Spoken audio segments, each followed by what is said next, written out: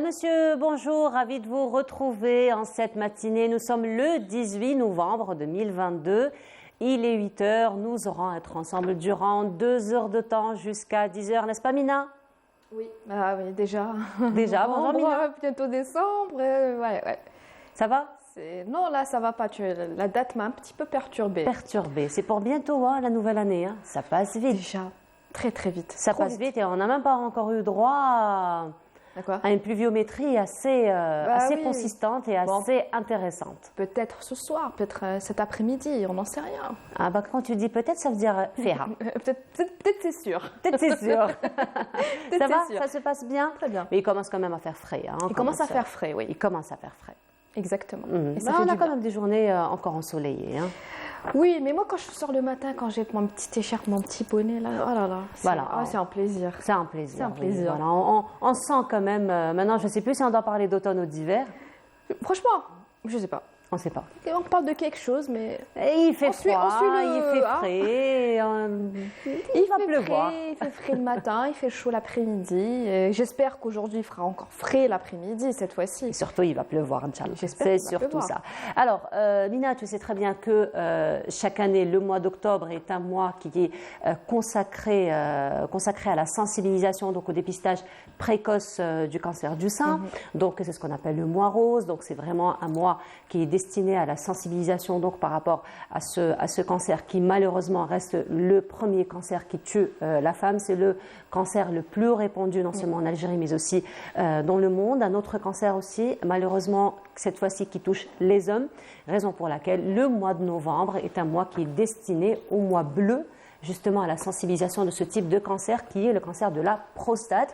Alors justement, les études montrent que ce sont les hommes donc, qui sont atteints plutôt que les hommes de plus de 50 ans qui peuvent être atteints de cette maladie et 70% des cas sont découverts de façon tardive.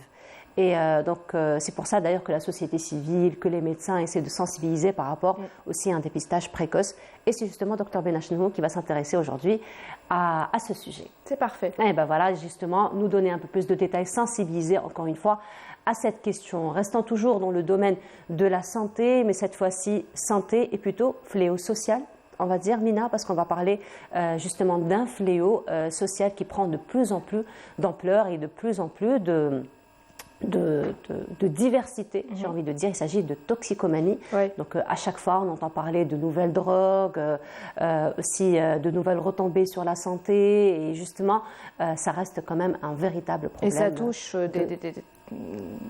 des jeunes, enfin de plus en plus jeunes, hein, des enfants. Ça commence exactement. Ça commence parfois très jeune.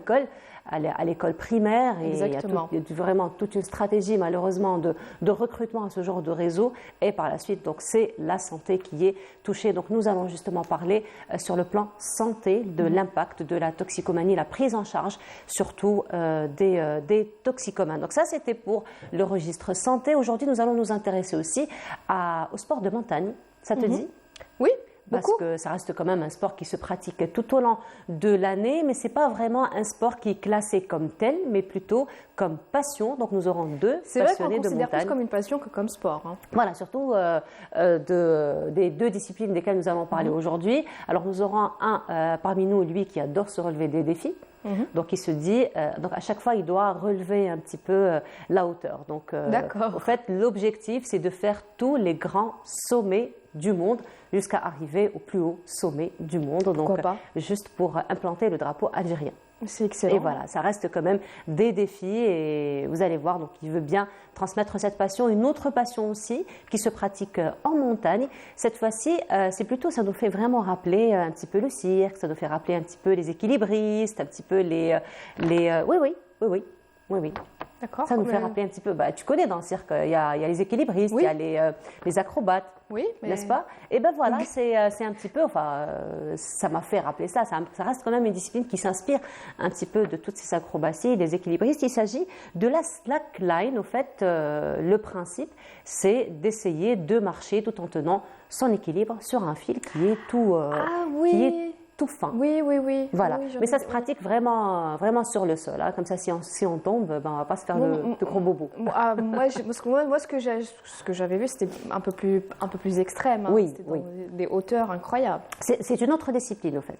C'est une autre discipline. Notre invité, d'ailleurs, nous parlera un petit peu de la différence entre les deux. Donc ça, c'est pour la passion. Nous parlerons également ce matin de sport. Nous allons parler de karaté. Donc c'est un sport qui est très pratiqué en Algérie, après le judo d'ailleurs, en ce qui concerne les arts martiaux. On a l'impression que tous les enfants sont tous passés soit par le karaté, soit par le judo. C'est vrai, pas exactement. Et ben voilà. Et là, à Tizi Ouzou, du côté de Tizi Ouzou, il y a toute une académie qui a ouvert ses portes aujourd'hui, une académie de karaté qui a ouvert ses portes justement pour initier les enfants de 5 jusqu'à 18 ans à cette discipline et pourquoi pas en faire des athlètes.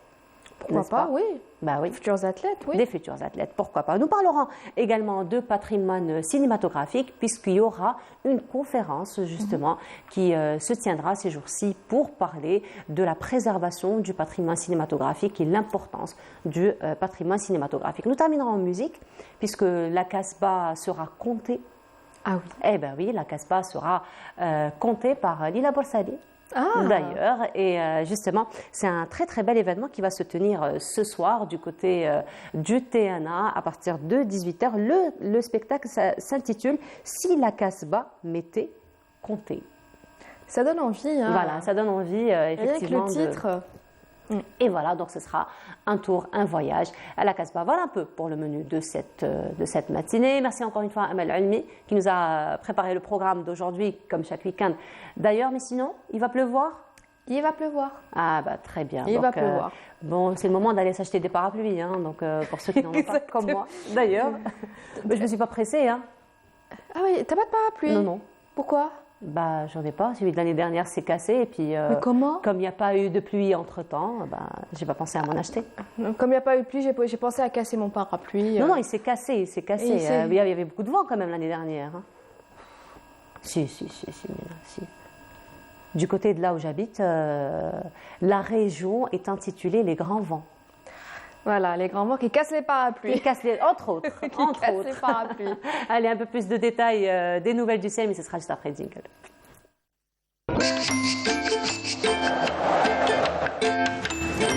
La météo vous est présentée par Mobilis.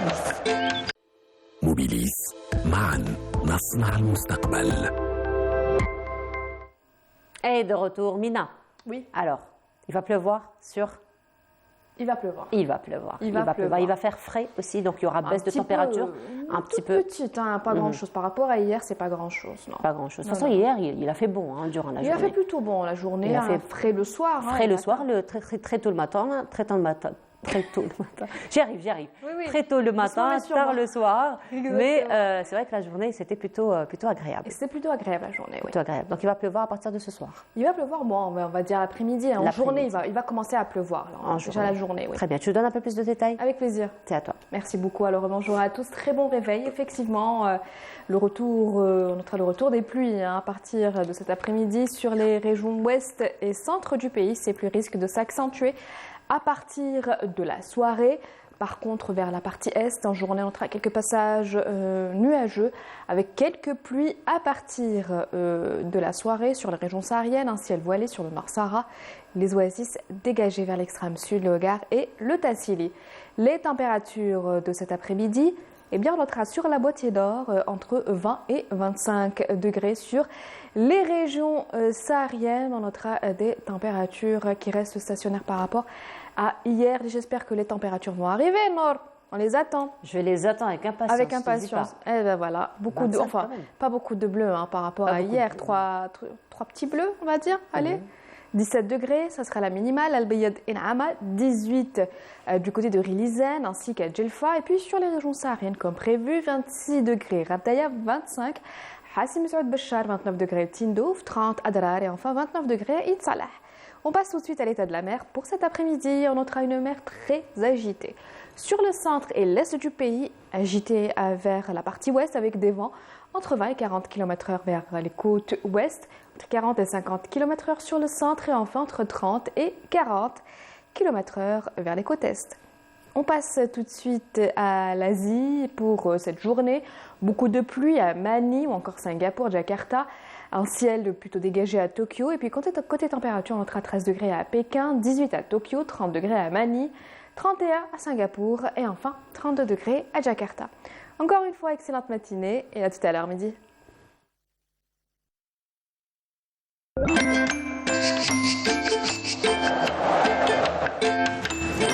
La météo vous est présentée par Mobilis.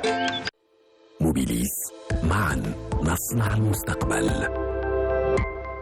Voilà, c'était donc les nouvelles du ciel. Donc on note quand même des températures hors saison, hein, mine de rien, Mina. Oui, il fait pas froid, hein, comme je l'ai annoncé tout à l'heure. Oui.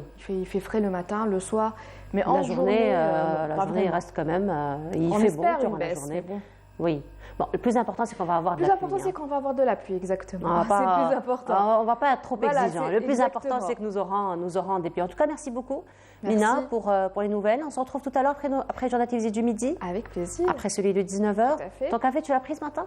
Je Bah, t'ai pas vu. J'ai commencé. Ah, d'accord, voilà, je t'ai pas vu. Ah, il est là. Il est juste là. Ben, je me disais, je ne l'ai pas vu Il en est là. salle de maquillage. Quand tu es rentrée, je ne l'ai pas vu. Il est là. Eh ben, Voilà. voilà. Il est là, Ah. il m'attend juste à côté. D'accord, il m'attendra jusqu'à 10h. Non. Bon, ce sera un deuxième Non, jusqu'à non, 10h. non, même pas. Bah, ce sera un deuxième jusqu'à 10h. Ce sera un deuxième ou un troisième, on ne sait pas encore. Le plus important, Mystère. c'est que tu m'accompagneras pour celui de Exactement. 10h. En tout cas, merci beaucoup, Mina. Merci, On se Laure. retrouve tout à l'heure. Avec plaisir. Allez, à tout à l'heure. Pause musicale avec laquelle on va commencer comme à l'accoutumée. Ce sera Mahel Zayn qui nous interprète un très, très, très joli Madih. Salam alayka ya Rasulallah. Et on se retrouve juste après. Et de retour sur le plateau, c'était donc une magnifique chanson de Mahel Zayn. Salamun alayka ya Rasulallah alayhi salatu salam. Cette fois-ci, santé comme à l'accoutumée, comme chaque vendredi en compagnie du docteur Fethi Bidachnou. Bonjour docteur. Bonjour. Comment ça va?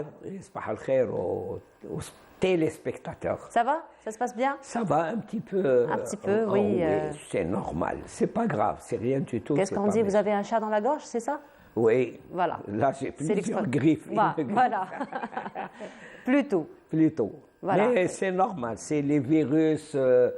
Il ne faut pas courir vers les antibiotiques. Il ne Voilà. faut pas courir un truc. Non. Des boissons pas chaudes. Des boissons tièdes. D'accord. C'est tout. Et surtout, en ce moment, il faut boire beaucoup d'eau. Remarquez, ça va paraître dur. Comment? C'est l'hiver. Non, non, c'est en hiver qu'il faut boire beaucoup d'eau. Effectivement. Ça, c'est on a important. tendance à s'oublier. C'est vrai que Ça- nous avons tendance et à le s'oublier. corps se dessèche. D'ailleurs, on en a parlé, une fois vous avez parlé de l'importance de l'eau et on s'est dit il ne faut pas attendre à ce qu'on ait Soif.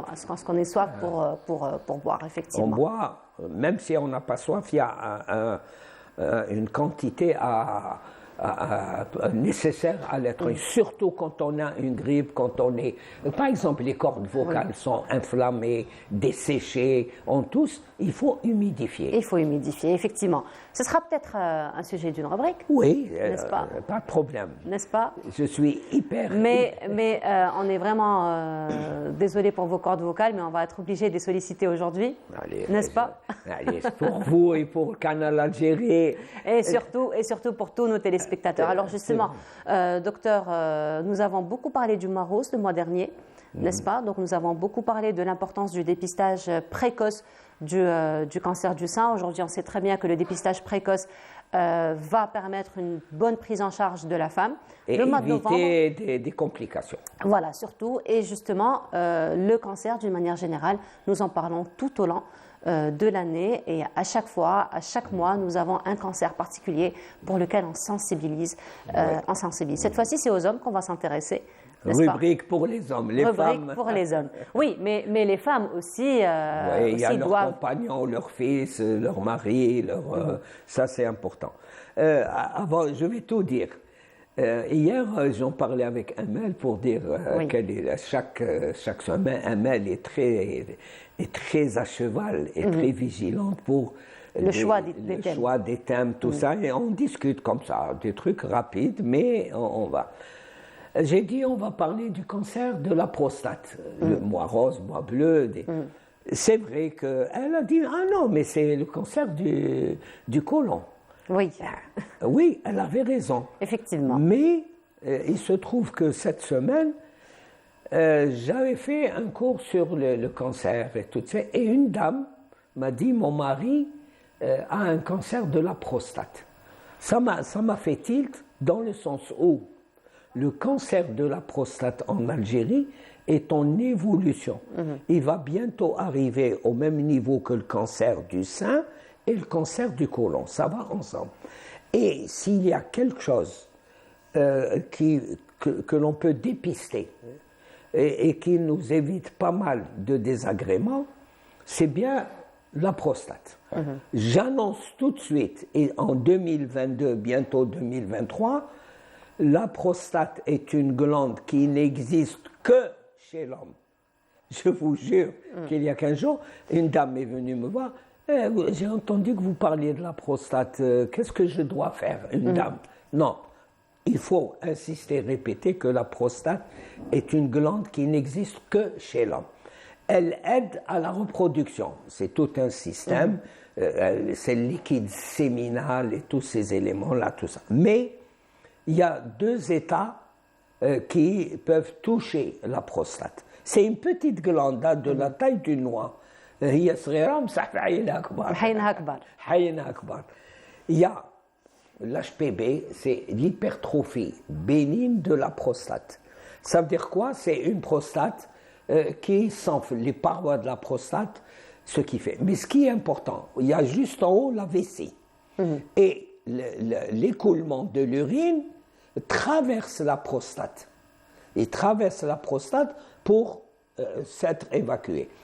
Que si la prostate, dans l'hypertrophie bénigne de la prostate, ça grandit. Ça grandit, donc ça comprime. Ça compresse. Ça compresse, voilà. Voilà, ça, regardez, l'image normale à gauche et l'image hypertrophie à droite.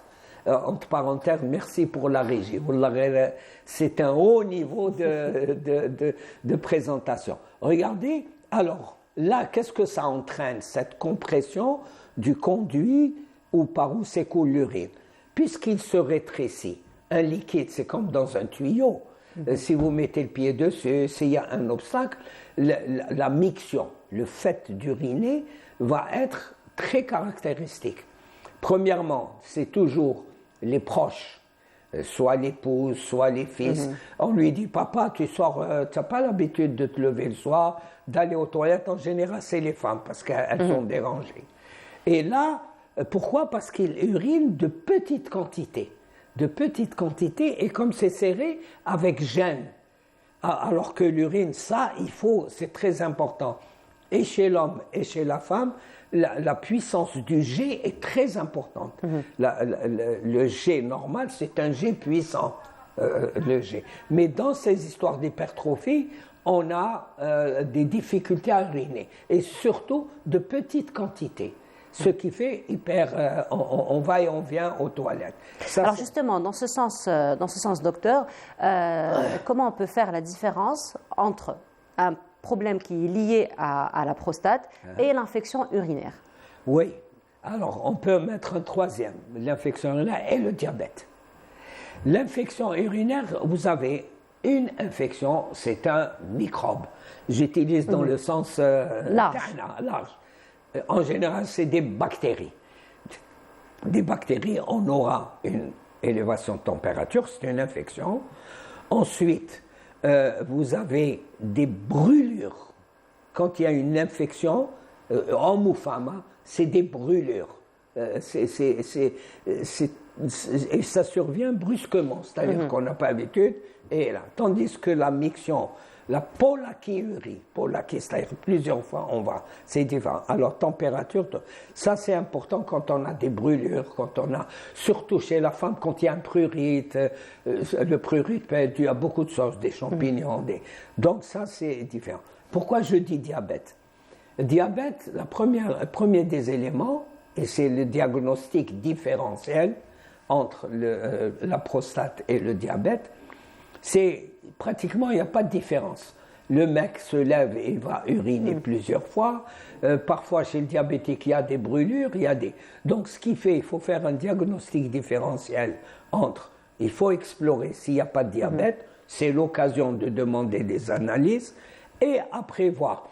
à un moment où il y a la prostate, le type d'urine, comment vous vous levez, ça après avoir fait les analyses, est-ce que c'est fréquent, est-ce que vous avez l'habitude de vous lever?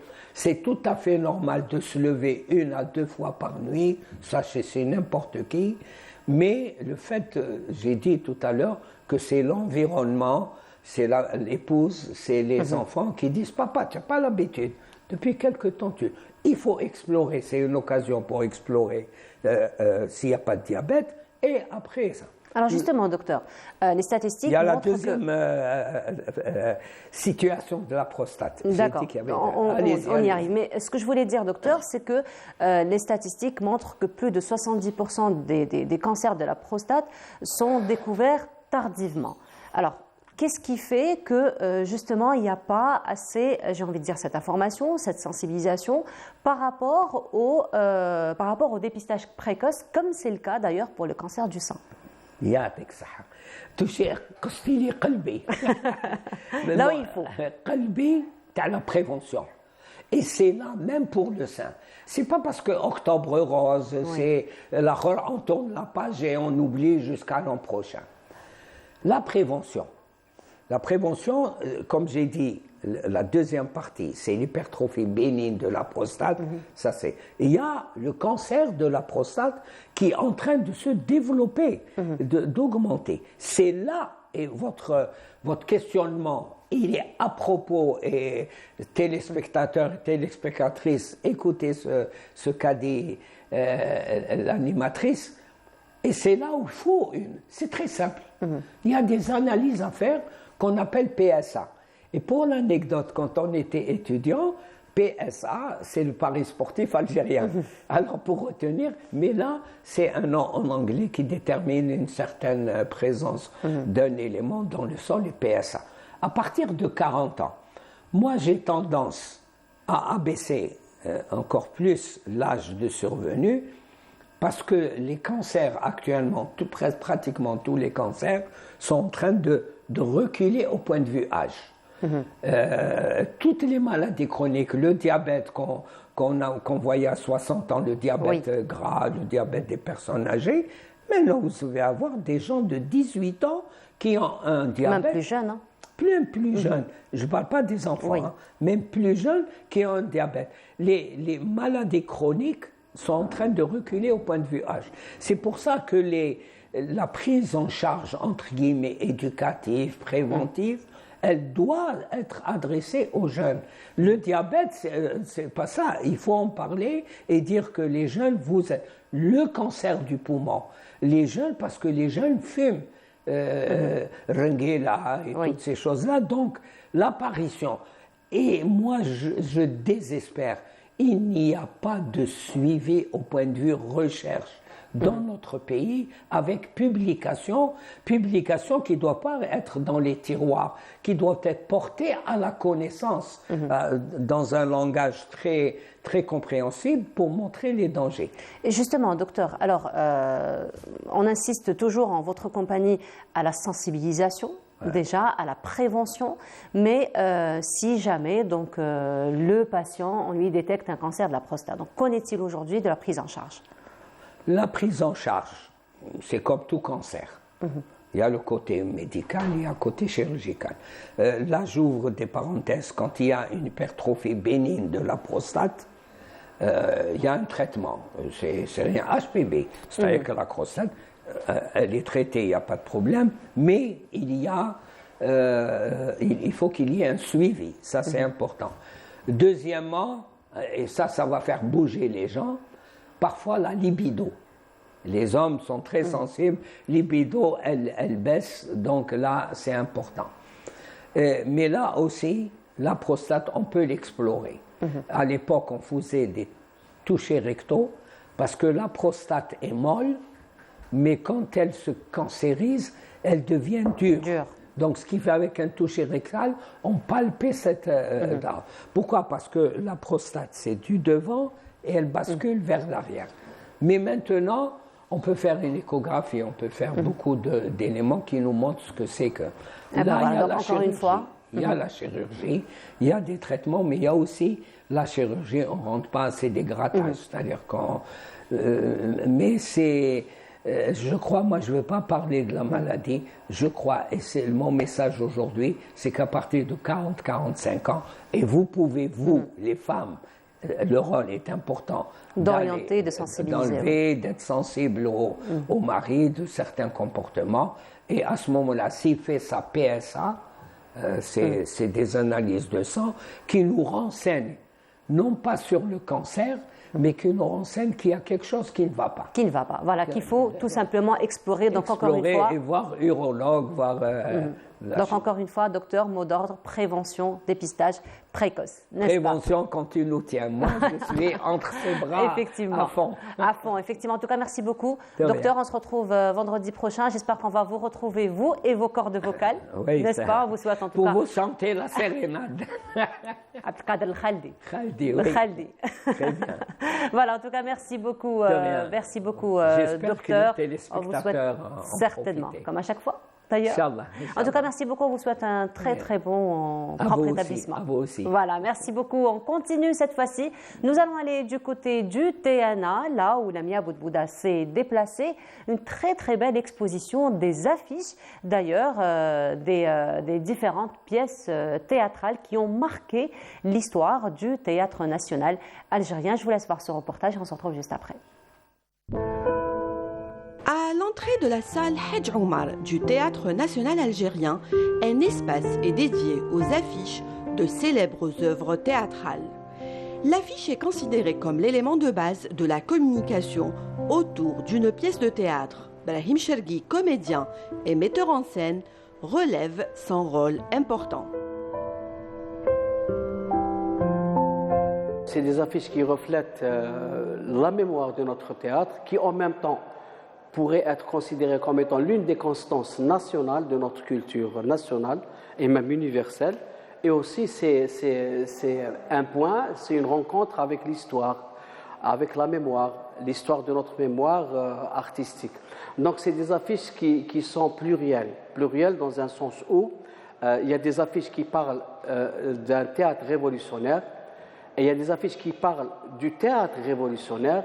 Il y a des affiches qui parlent de théâtre d'avant-garde et d'autres affiches qui parlent de l'avant-garde dans le théâtre universel. Parce que l'essence d'un théâtre, c'est de parler de l'être humain et de l'humanité en même temps. Ces trentaines d'affiches sont de véritables ouvrages d'art pour promouvoir les spectacles. Il faut un visuel accrocheur, le titre et sa typographie, l'ambiance et la couleur de l'affiche, ainsi que le nom des comédiens et quelques informations pratiques. Ces affiches sont répertoriées avec une codification.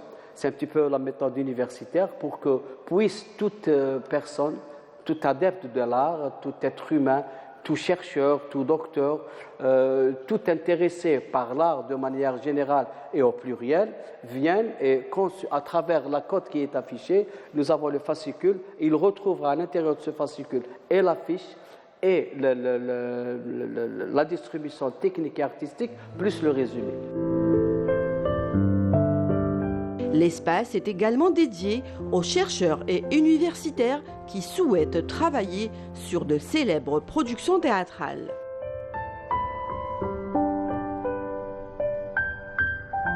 Nous disposons de DVD de toutes les pièces montées, surtout celles participantes aux différents festivals qu'a connu le Théâtre national algérien Mahid El Bachtarzi, pour les intéressés, pour les docteurs, pour les chercheurs, pour les adeptes de l'art, pour les amateurs, ils peuvent venir effectuer leurs travaux de recherche. Le costume est aussi un élément clé dans la réussite d'une pièce théâtrale. Il permet aux comédiens d'entrer dans la peau de leur personnage. Plusieurs costumes de célèbres pièces sont exposés à l'entrée du Théâtre national algérien. Nous avons là regroupé des costumes. Le premier, c'est celui d'Azim Djoubi dans Havila Tsir. L'autre costume, c'est celui de Sidi Ali Kouirat dans Les Bafans. Les Bafans, mis en scène par Lula, pièce universelle. Le troisième costume, c'est celui de Keltoum. Keltoum aussi, dans La mort du commis voyageur d'Arthur Müller, mise en scène par Fouziat El Hajj.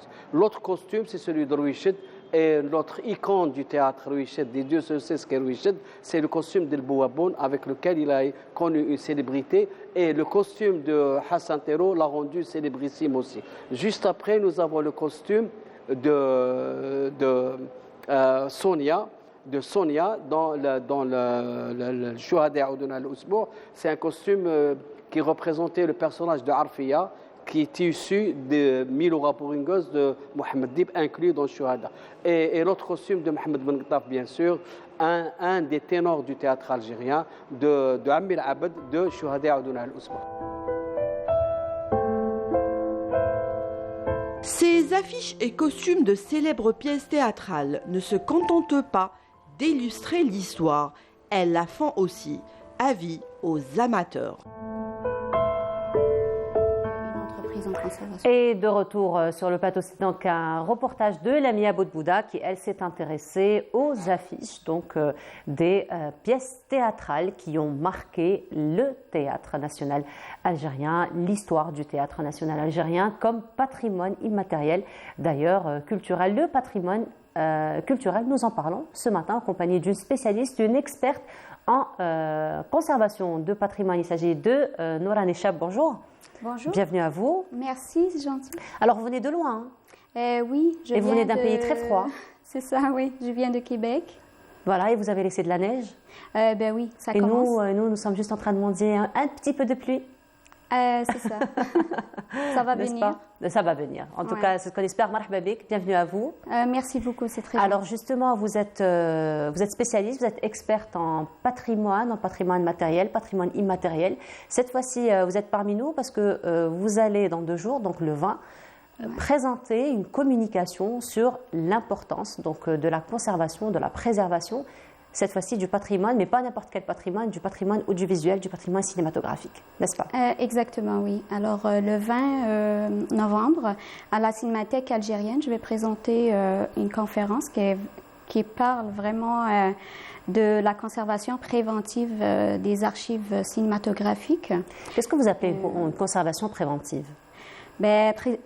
C'est la préservation, c'est essayer de protéger notre patrimoine cinématographique, les archives, les bobines et puis tout le matériel comme les clichés, les bobines cinématographiques. Donc là, on revient loin dans l'histoire un peu. C'est ça, ce qu'elle fait, on revient vraiment en arrière, environ 1839, juste à la création des premières bobines ou bien des premiers clichés cinématographiques ou bien photographiques.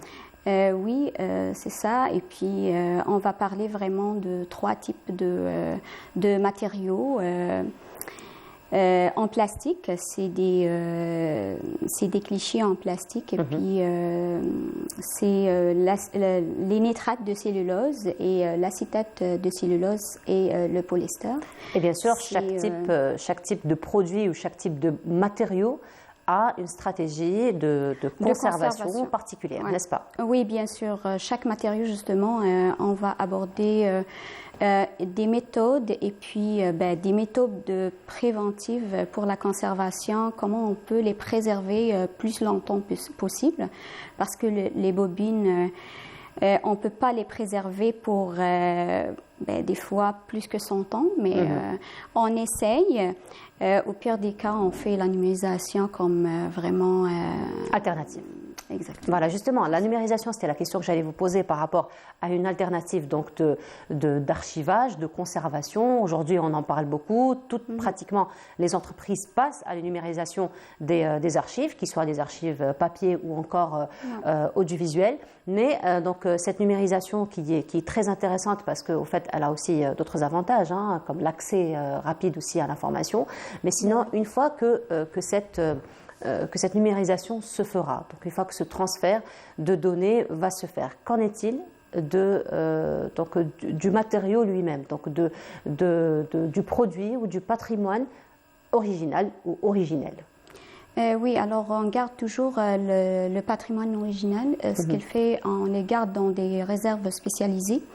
C'est de la congélation qu'on fait pour certains matériaux. Et puis, pour les nitrates de cellulose, il faut vraiment les conserver parce que c'est des produits vraiment très sensibles, très dangereux pour la santé publique et la santé patrimoniale. Ce qu'elle fait, on essaye de vraiment les préserver dans des réserves spécialisées, loin des personnes et puis des grandes villes aussi. Ce qu'elle fait, ça, on crée vraiment des réserves comme des chambres froides, c'est de la congélation, moins que 10 degrés. Il faut les mettre à l'intérieur parce qu'il faut vraiment aussi penser à la santé publique. Les autres matériaux ne sont pas vraiment dangereux comme lui. Les bobines, par exemple. Lui, c'est un matériau vraiment très dangereux pour la santé publique, surtout pour les humains. Alors, mais sinon, par exemple, des bobines, des clichés, c'est pas dangereux, par contre. Mais après l'oxydation. Après l'oxydation. Après la dégradation, c'est là qu'on commence à avoir. Mais nous, on ne veut pas que ça se dégrade, justement. Votre conférence va dans ce sens. On ne veut pas arriver là, mais si on arrive là, il faut vraiment prendre des mesures de sécurité très sérieuses, en fait, parce que c'est des produits qui dégagent des acides et puis des odeurs qui touchent à la santé humaine. C'est ça. Et en fait, ce sont des matériaux qui sont très sensibles aussi à l'environnement, aussi à la fluctuation de température. Aujourd'hui, on parle beaucoup de réchauffement climatique, n'est-ce pas, l'humidité. Donc, tout ça sont des facteurs qui participent un peu à la détérioration de ce patrimoine. Oui. Alors, le matériau, justement, il est très dangereux parce qu'il dégage des acides et puis... je ne sais pas qu'est-ce que je veux dire, parce que c'est un matériau qui peut s'allumer 15 fois plus que le bois dans la congélation. Ce qu'elle fait, quand elle est congelée, elle peut s'allumer facilement. Même congelée. Exactement. Ce qu'elle fait, c'est là qu'il faut prendre vraiment des précautions et puis essayer de faire des réserves vraiment spécialisées. Je pense qu'on a ce matériau ici en Afrique, en Algérie aussi. On l'a partout dans le monde parce que... Là, il y a le cinéma.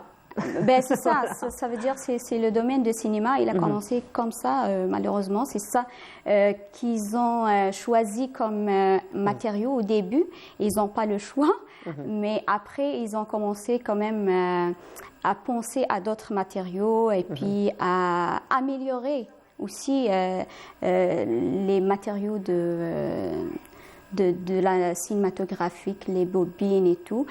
Actuellement, on est dans un monde numérique, en fait. Ce qu'elle fait, on veut vraiment numériser tout et puis peut-être revenir en arrière, pourquoi pas, et puis visualiser tous les reportages, films anciens et puis essayer de les utiliser vraiment actuellement parce que c'est un patrimoine vraiment important. Les rentabiliser, quoi. C'est ça. Les rentabiliser particulièrement à la nouvelle génération.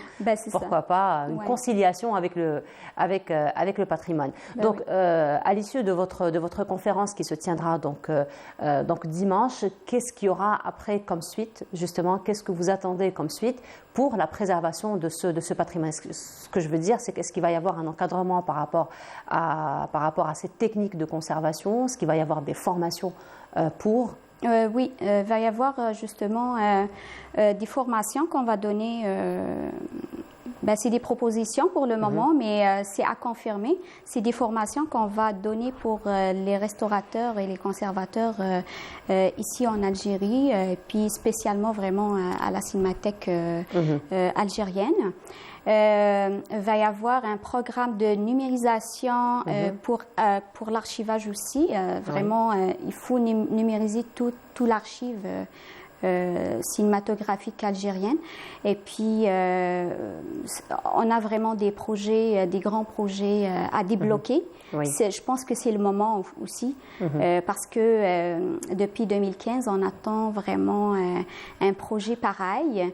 Et puis, on attend, c'est l'archive qui attend vraiment qu'on passe à l'action.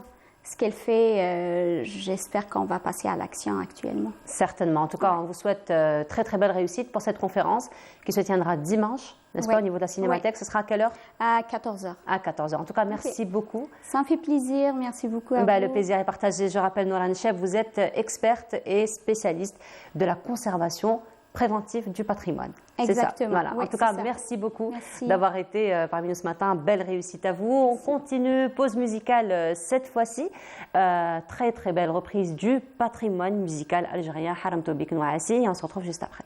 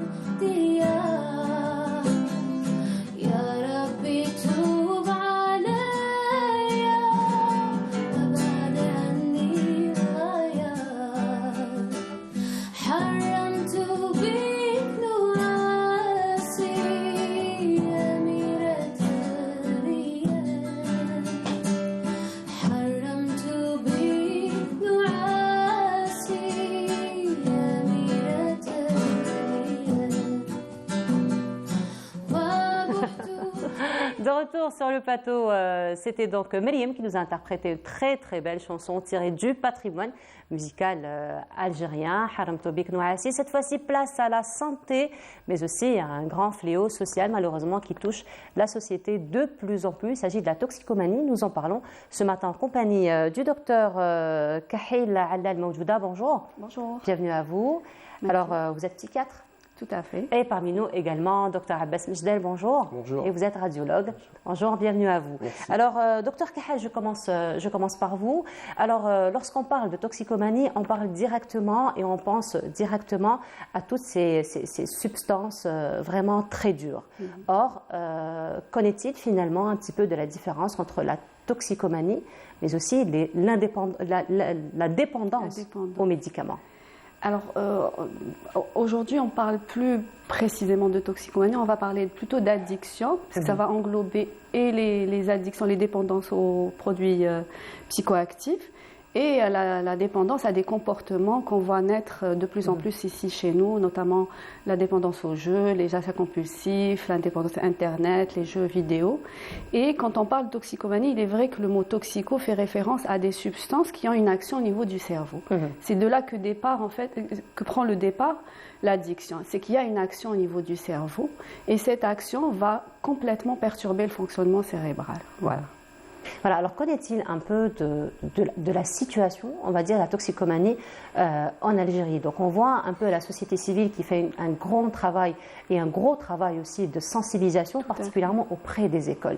Tout à fait, auprès des écoles. Pourquoi? Parce que c'est une maladie neurobiologique, oui, et qui touche, c'est-à-dire qui est dépendante de l'âge de début de la consommation. C'est-à-dire plus on commence tôt, plus on a de chances de développer une dépendance. C'est-à-dire qu'il faut savoir que utiliser une substance ne fait pas de vous une personne dépendante, mais vous prenez plus de risques pour développer une dépendance. Et plus tôt vous commencez, plus le risque augmente de développer cette dépendance.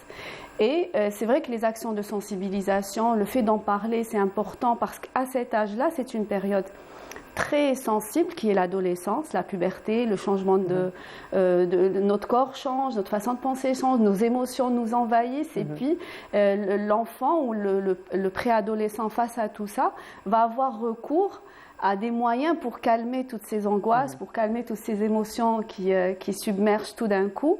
Et c'est vrai que le recours aux drogues est un des moyens d'y parvenir. Malheureusement, ce n'est pas le meilleur des moyens. Et le recours aux drogues à cette période justement charnière du développement cérébral, c'est-à-dire l'adolescence, c'est là où le cerveau se développe, c'est là où il y a beaucoup de maturation au niveau du cerveau et ce n'est pas la meilleure période pour commencer les drogues, j'ai envie de dire.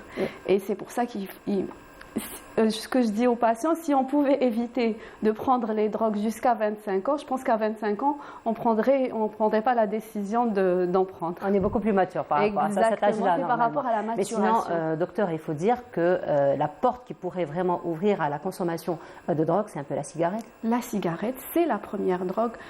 Par définition, c'est la drogue qui tue le plus, parce que c'est vrai qu'on est très, c'est-à-dire scandalisé par l'héroïne, la cocaïne, le cannabis, mais la cigarette, c'est la drogue qui tue le plus. Et c'est vrai que une drogue en appelle une autre, et à cet âge-là, vu c'est-à-dire la consommation de drogue, c'est-à-dire vous avez les drogues qui sont accessibles, qui sont licites, légales. Et vous avez petit à petit les médicaments qui sont aussi accessibles mais qui vont être détournés de leur usage. Et dans un troisième groupe, vous retrouvez les substances illicites, illégales.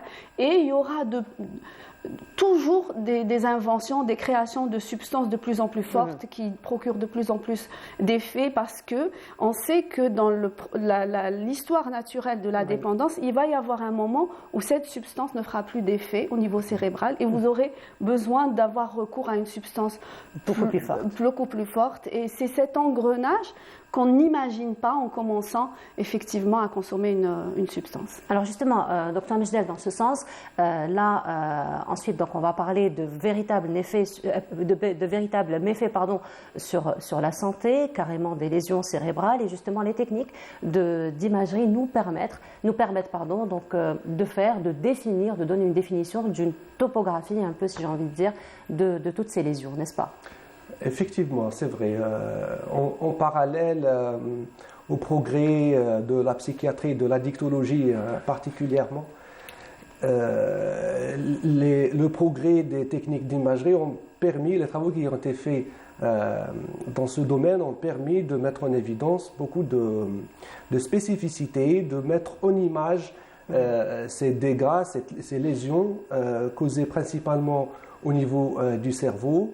et qui nous permettent de diagnostiquer, si vous voulez, un accident grave, aigu, qui peut survenir au cours d'un surdosage, par exemple, ou sinon l'impact chronique de l'usage d'une drogue donnée, généralement les drogues dites dures, qui vont avoir un tropisme, une sélection particulière de certains centres au niveau du cerveau qui vont être altérés par l'usage chronique et prolongé de ces drogues-là, en fait.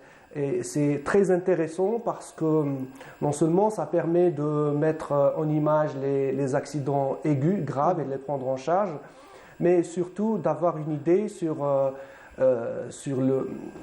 faire, si vous voulez, une sorte de bilan lésionnel, un impact imagé de cette consommation sur le cerveau. Alors justement, par rapport à ces substances, encore une fois, ces drogues dures, est-ce que ces drogues ont un peu le même effet ou chaque drogue a un effet différent sur le cerveau?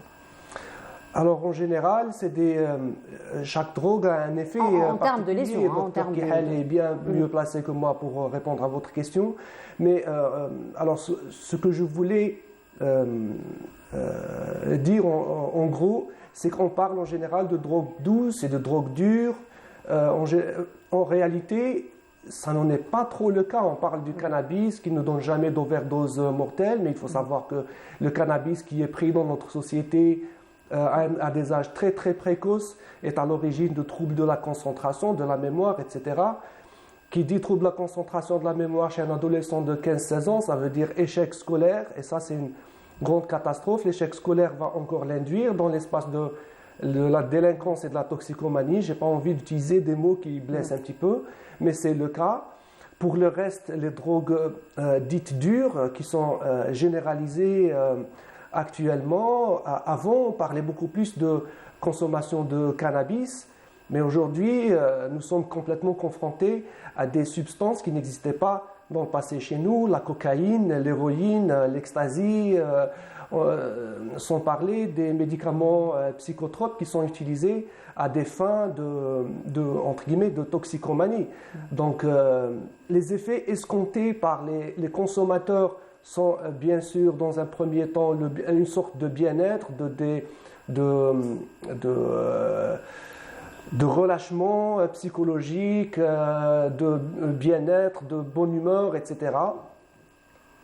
Mais sous l'effet de la dépendance, justement, ces effets-là vont devenir pressants, un besoin, une envie, c'est impossible de s'en débarrasser. Alors justement, là, vous nous avez ramené des photos, on pourra peut-être les commenter ensemble. Voici la première. C'est une image d'une IRM cérébrale chez un jeune de 19 ans, tenez-vous bien, consommateur de cannabis. Ce qu'on voit sur cette image, c'est que son cerveau s'est atrophié. Il y a une importante atrophie corticale.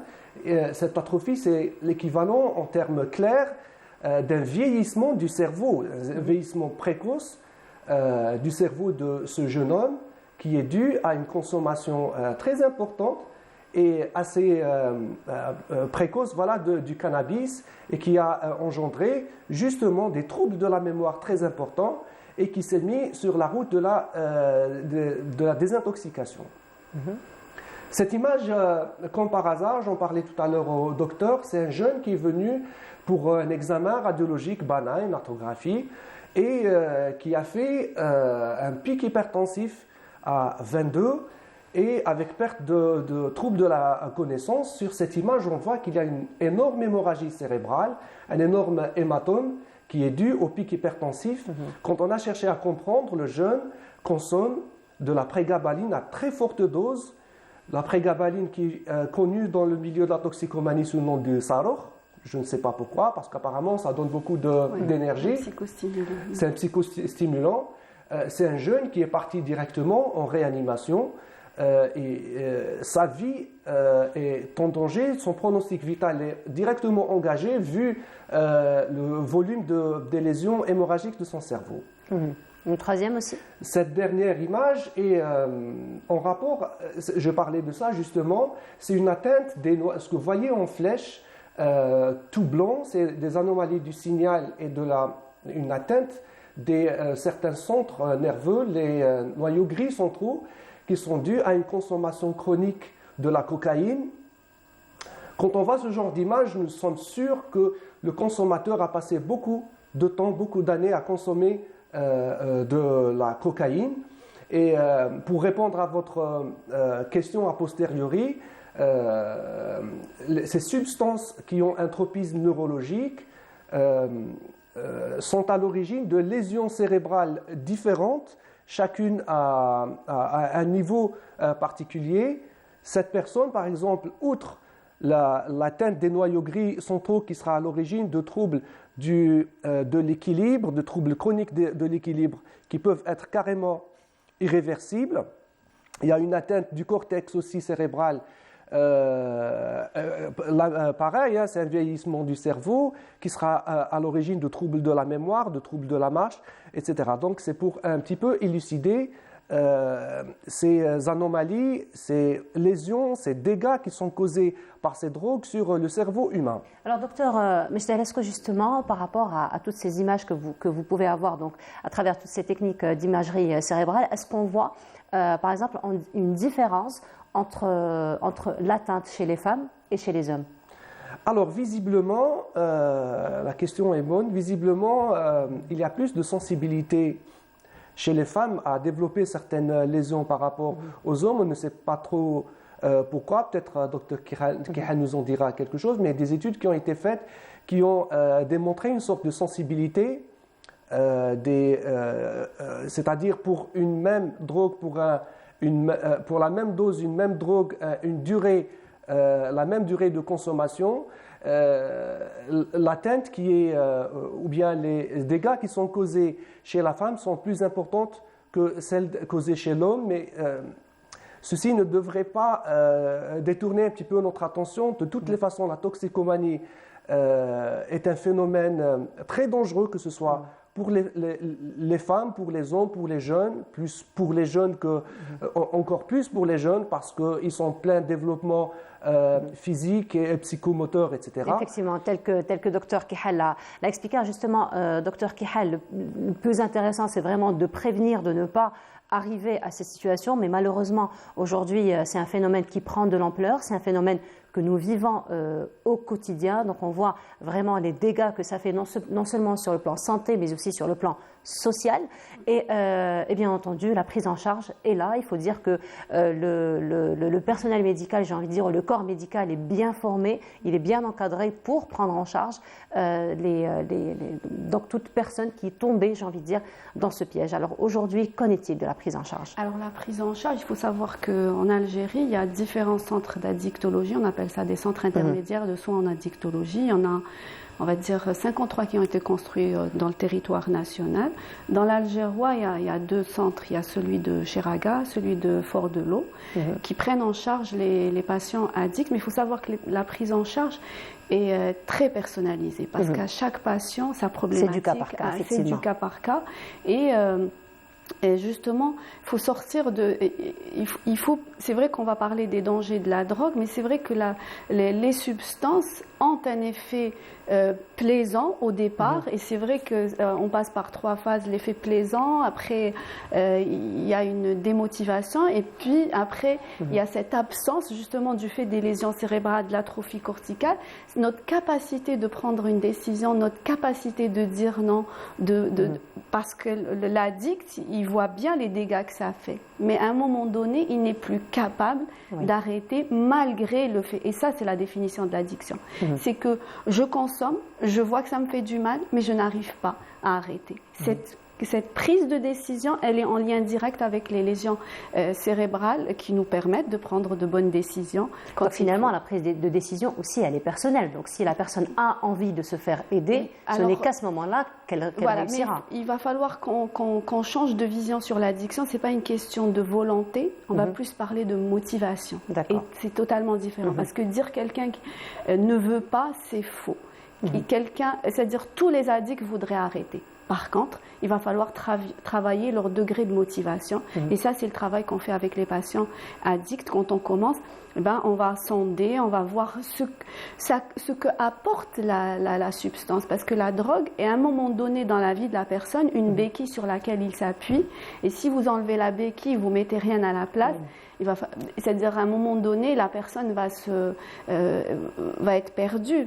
Mais si vous enlevez la béquille, vous enlevez la substance, mais en parallèle, vous travaillez toutes les problématiques du patient en termes d'affirmation de soi, en termes de phobie sociale, parce que beaucoup de jeunes rentrent dans l'addiction parce qu'ils ont du mal à parler socialement, parce que c'est des pathologies psychiatriques qui ne sont pas diagnostiquées à temps, parce qu'on va parler dans notre société, c'est bien d'être timide, c'est bien de respecter, c'est pas bien de dire non. Apprendre le non à nos enfants est quelque chose qui préviendrait éventuellement l'addiction, parce que vous avez un jeune qui doit se faire des amis, et il est dans une phase où il va passer de l'enfant à l'adulte.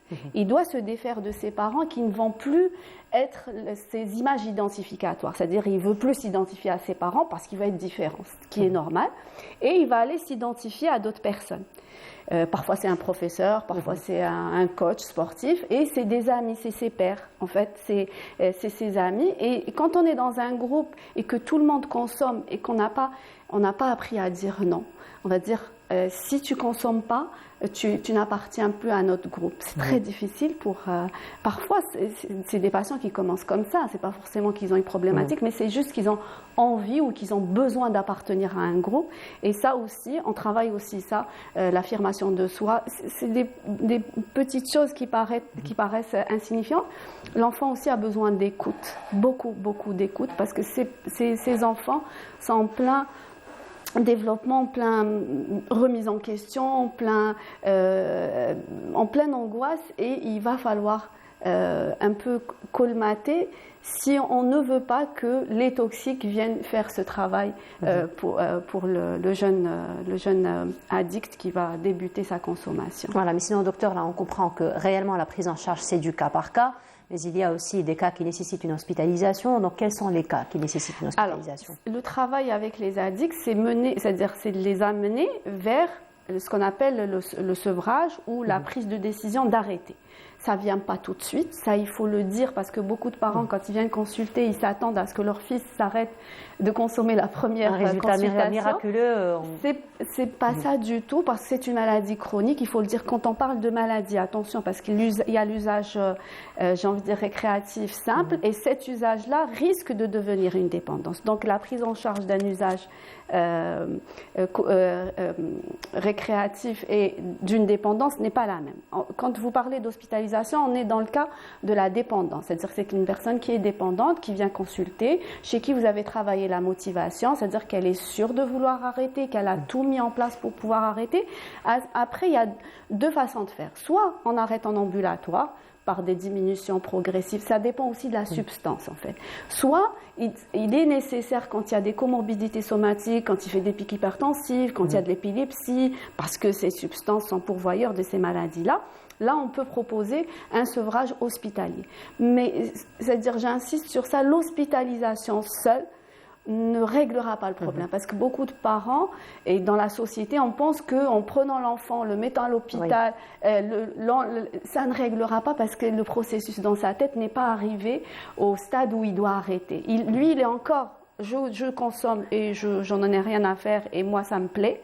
Et les parents sont, c'est dangereux, tu dois arrêter. Et le mettre dans ce processus, vous n'avez pas suivi tout le processus de motivation qui l'amène à cette prise de décision d'arrêter. Donc il est important de travailler avant l'hospitalisation. Et quand on arrive à cette prise de décision avec le patient en disant voilà, il est temps d'arrêter, on peut proposer effectivement l'hospitalisation, c'est-à-dire le sevrage dans un milieu hospitalier, comme on peut le faire dans un milieu ambulatoire. Voilà, donc ça reste quand même un travail de longue haleine. Il faut juste être patient par rapport à ça. Voilà. En tout cas, merci beaucoup d'avoir été parmi nous ce matin. Je rappelle, Dr Kihal Allal Mawjouda, vous êtes psychiatre. Merci beaucoup. Dr Abbas Mejdel, radiologue, merci beaucoup encore une fois d'avoir été parmi nous ce matin. On continue. Cette fois-ci, ça va être une balade dans la place d'Alger qu'on vous propose et on se retrouve juste après.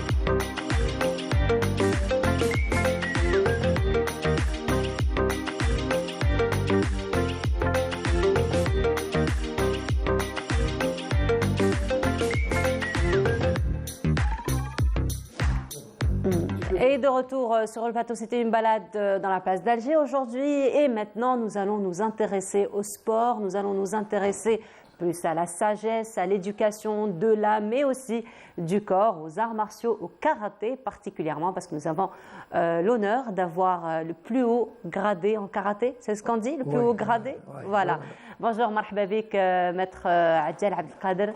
Merci beaucoup pour l'invitation. Je suis très content d'être avec vous. Le plaisir est partagé. Nous aussi, Merci. on est très contents, très honorés de vous avoir parmi nous ce matin. Merci beaucoup, madame. Voilà, alors avant de commencer de parler de tout ce que vous avez fait pour la promotion du karaté en Algérie, de toute l'éducation de ces différentes générations d'athlètes, juste avant vous, Maître Adjel, nous étions en train de parler d'un fléau de la société, malheureusement, qui est la toxicomanie, la consommation de drogue dure. Et justement, il faut dire que le sport, il est là pour absorber finalement tous ces fléaux, n'est-ce pas? Oui, je suis d'accord avec vous, madame. Tout le peuple algérien est en train de me regarder. Oui. Et c'est tous les gens de Blixila que je passe un grand bonjour pour eux. Oui. Et cette semaine, on a eu ce problème avec des jeunes adolescents qui sont passés, même j'aime pas dire des choses dans la brigade. Oui. Amrada. Et je l'ai récupéré ces jeunes, ils sont en train de m'écouter. Au bout de l'eau, ils ont arrêté tout. Maintenant, ils sont venus au karaté, ils sont avec moi. Et c'est mes enfants, et je resterai avec eux. Inch'Allah, voilà. Franchement, bravo pour ce que vous faites. Voilà, bravo pour ce que vous faites, parce qu'il faut dire que le sport, justement, il absorbe tous ces fléaux, c'est une éducation. Alors, on va revenir un peu au karaté. Donc, vous, déjà, votre parcours, c'est un parcours complètement brillant. Avant de parler de votre parcours, vous avez fait dernièrement une très, très belle initiative, justement, en faveur des enfants de Mnexila, toute une académie destinée au karaté. Oui, madame. J'ai des amis qui m'ont chargé parce que ça fait longtemps que je n'enseigne pas le karaté. Je suis qu'un instructeur, je fais des stages. Comme aujourd'hui, j'ai un stage ici. Aujourd'hui et demain. Aujourd'hui et demain, un stage national ici à Chiaga. Voilà. Tant que mes amis m'ont appelé d'aller à Bnexila, c'est des gens à Bnexila magnifiques. Oui, il y a une pépinière qui galope franchement bien. Dans une petite période de 3 mois, on a eu 7 ceintures noires. Allah يبارك. Le plus âgé فيهم 3 filles et 4 garçons. Le plus âgé فيهم, il a 16 ans. Et nous avons le plus jeune ceinture noire de l'Algérie, qui a à peine 12 ans. Allah يبارك. Comment vous voulez qu'on n'aide pas ces jeunes? Oui. C'est pour ça que pour ce que vous parlez tout à l'heure, pour la drogue, la semaine passée, on a fait sortir ماشي واحد ولا زوج. Oui. Alhamdoulilah, ils sont revenus au sport. Et à Bnexila, on n'a rien à Bnexila. On n'a que cette salle qu'on a aménagée pour cette jeunesse. Alors justement, nous sommes en train de voir de très très belles images. Donc c'est une vidéo qui est en train de défiler. Là, vous avez en face de vous. Donc on est en train de la voir que vous nous avez ramenée. Donc on voit qu'il y a beaucoup d'enfants qui sont inscrits. Donc c'est vraiment un sport qui intéresse aujourd'hui. Oui, à Bnexila, c'est une grande commune, mais elle est pauvre. Voilà. Oui. Et c'est une commune touristique, madame, il faut la visiter. J'appelle à tout le peuple algérien de faire une visite là-bas. À Bnexila, c'est magnifique. Moi, j'ai fait l'Amérique, j'ai fait l'Angleterre, j'ai fait la France, la Belgique. Vous avez fait le Japon, là vous avez votre 8e date. Écoutez, mais à Bnexila, c'est autre chose. Oui. Je vous assure. Et je vous inviterai. Avec plaisir. Wallah al-Adim, mais votre mission, nous avons un endroit magnifique à la plage directement.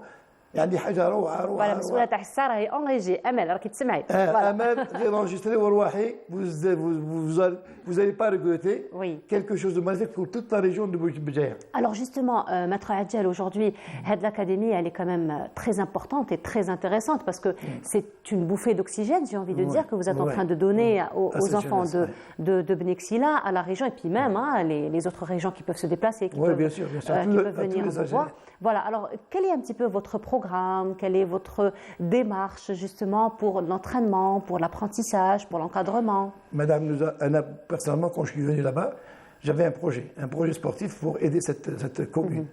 Cette commune, ils n'ont rien, absolument rien. Maintenant, alhamdoulilah, comme vous avez vu, alhamdoulilah, même le président d'APC est en train de parler. Oui.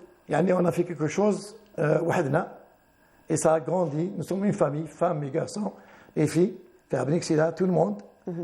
Nous avons même, Inch'Allah, nous avons créé une association féminine qui est en train de faire un très grand boulot pour Nesta al-Mantiqadda. C'est pour ça que ils ont besoin de l'aide. Quelle aide? L'aide morale, c'est voilà. Ils ont juste besoin d'un peu d'attention. D'attention pour eux. Voilà. Voilà. Moi, je suis là avec eux. C'est comme mes enfants, filles ou garçons, que je les salue maintenant, parce que j'aime beaucoup les gens de Mnixila. Ils sont pacifiques, madame. C'est des gens qui veulent travailler. Oui. Juste à côté, on a la belle vue, où il y a la plage. Il y a des gens on est gâté par la vue. Hein. Vraiment n'est-ce bien. Pas l'environnement, on est gâté. Vous allez manger du poisson directement de la mer. Ben voilà. Surtout pour un sportif. Hein, bon, pour tout le monde, parce que notre pays, moi... Donc madame, là, on vous voit d'ailleurs avec vos enfants, comme vous le dites. Madame, notre pays a besoin de tout le monde. Effectivement. Alors, pour l'Académie Maître Adjel, donc ce sont des enfants, on a compris, de 5 à 16 ans, c'est ça? Nous avons de 5 à 16 ans. D'accord. Filles et garçons. Filles et garçons, donc ce sont des enfants que vous préparez pour les compétitions Ils ont déjà, dans la petite période, ils ont fait déjà des championnats. Ils ont passé 3e à l'échelle de Wilaya et régional, et ça, ils étaient qualifiés national. Ils ont parti national. C'est pour ça que je suis en train d'appeler ici tous les gens de Mnixila d'aider cette jeunesse. Voilà. Mais sinon, Maître Adjel, c'est une académie que vous avez ouverte aujourd'hui à Mnixila, donc c'est une très belle initiative. Alors vous avez consacré toute votre vie au karaté, toute votre vie au karaté. Alors est-ce que vous ne pensez pas à l'avenir, peut-être, d'ouvrir d'autres académies dans d'autres régions? Madame, je suis en train de tourner les 58 wilayas. Je suis le père de tout le monde. La famille karaté. Je déplace. Et d'abord, au mois de décembre, les vacances, on a un jumelage pour nos enfants de Mnixila de voir le sud. Le jumelage entre Adrar et Tindouf. On va passer un jumelage à 3. Bjaya, Adrar et Tindouf. On va regrouper nos jeunes, ils تعرفوا التقاليد تاعنا ويجوزوا الصحراء وتاع الصحراء يجونا البحر ويضربوا الحوت والجزائر تحتاج كاع ولادها حجه وفرجه لهم حجه وفرجه وان شاء الله يكونوا قدوه للبلاد هذه. انا قلت لك مادام نقولها اليوم ونقولها غدوه ودائما الجزائريين يعرفوني l'Algérie a besoin de tous ses enfants. Voilà, effectivement. Alors justement, Maître Adjel, vous êtes là, vous travaillez pour cette jeunesse, pour la promotion de cette jeunesse. Donc vous nous dites aujourd'hui et demain, vous avez un stage à Cheraga, ici à Alger. Donc c'est un stage qui consiste en quoi? Ce stage, c'est un stage fédéral de la Fédération générale du karaté, c'est un stage national qui est pour un stage de formation pour le passage de grade du premier dan jusqu'à 5e dan. Ce stage il est ouvert à tous les Algériens. Il y a des gens qui sont venus aujourd'hui, m'ont appelé tout à l'heure de Tlemcen pour participer à cette manifestation nationale. Et le karaté, c'est une famille, tout le monde. C'est pour le bien de notre pays. Et vous avez vu, je crois, le jeu méditerranéen à Oran, que l'Algérie a eu 4 médailles. Ah oui, Farhouna. C'est Farhouga du Samuel Zaïri. C'est pour ça que je suis en train de parler pour cette pépinière de Mnixila. On doit aider, nous avons un puits. Nous avons des puits de pétrole, mais nous avons un puits de jeunesse. De jeunesse aussi. Mais sinon, Maître Adjel, pour dire un mot sur vous, donc vous êtes le plus haut gradé aujourd'hui en karaté, 8e dan, vous avez eu au Japon, c'est ça? Diplôme japonais, oui. Voilà, diplôme japonais, le plus grand maître du monde, madame, c'est l'élève du créateur du karaté. D'accord. Je suis diplômé de l'élève créateur du karaté. Maître Okazaki, 10e dan. Voilà, c'est lui qui a fait le programme du karaté à l'échelle mondiale. Voilà, mais on est d'accord, Maître Adjel, que lorsqu'on est spécialiste un peu des arts martiaux, d'une manière générale, pas que le karaté, d'une manière générale, c'est un travail qui ne s'arrête pas. Ce sont des entraînements qui ne s'arrêtent pas. J'ai maintenant 68 ans. Voilà, j'ai 54 ans de karaté. Je travaille avec la jeunesse. C'est le secret de votre jeunesse, finalement. Vous êtes 68 ans.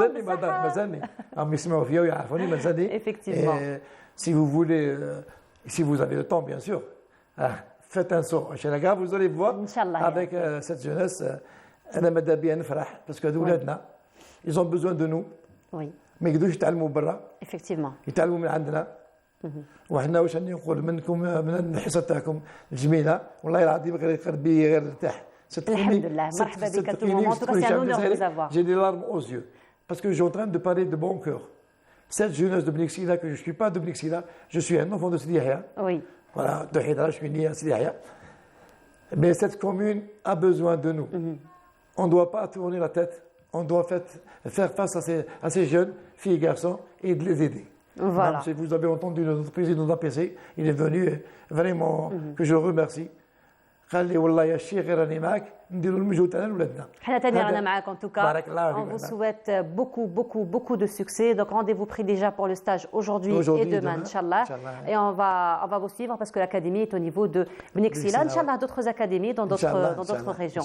En tout cas, ça a été un très grand plaisir de vous recevoir. Un honneur pour nous de vous recevoir, Maître Adjel. Merci beaucoup. Merci beaucoup à vous. Merci Rabbi Yahfadek. Merci. Donc on vous dit à très bientôt. Merci beaucoup. Inch'Allah, ما تنساوش راكم invités. Merci beaucoup. Merci. On continue. Cette fois-ci, nous allons nous intéresser au sport extrême. Nous allons aller du côté de la montagne pour donc apprécier tous ces sports qu'on peut pratiquer en montagne. Riles Ould Hamouda, notre ami, s'est intéressé à l'escalade du côté de Baïnem. Il y a des clubs qui activent de ce côté-là. Je vous laisse voir ce reportage et on se retrouve juste après. Nous sommes sur les hauteurs d'Alger, précisément à la forêt de Baïnem, El-Hammamat, l'un des poumons de la capitale. Un endroit de villégiature réputé pour sa faune, sa flore, mais aussi ses falaises et ses parois qui demeurent le spot idéal pour les grimpeurs. Dans ce sport extrême, rien n'est laissé au hasard. Cordes, mousquetons, harnais de sécurité, la vigilance est de mise. Le moindre faux pas peut coûter cher aux grimpeurs. Hussein grimpe en tête, tandis que Farouja et Abdelrahim se préparent pour grimper en moulinette avec Iles et Mehdi comme assureurs. En tant qu'encadreur, je mise tout sur la sécurité et j'essaie d'inculquer les bonnes pratiques d'escalade aux nouvelles personnes, surtout par rapport aux gestes de base qu'il faut faire pour assurer sa propre sécurité. Parce que, pas comme les autres disciplines, l'escalade, nous sommes sur un rocher, donc c'est un terrain assez rude. Et le moindre faux pas en termes de sécurité peut coûter la vie des personnes. Et nous faisons tout pour revenir à la maison sain et sauf. On est ici en collaboration entre deux clubs, le club MSM avec Morion.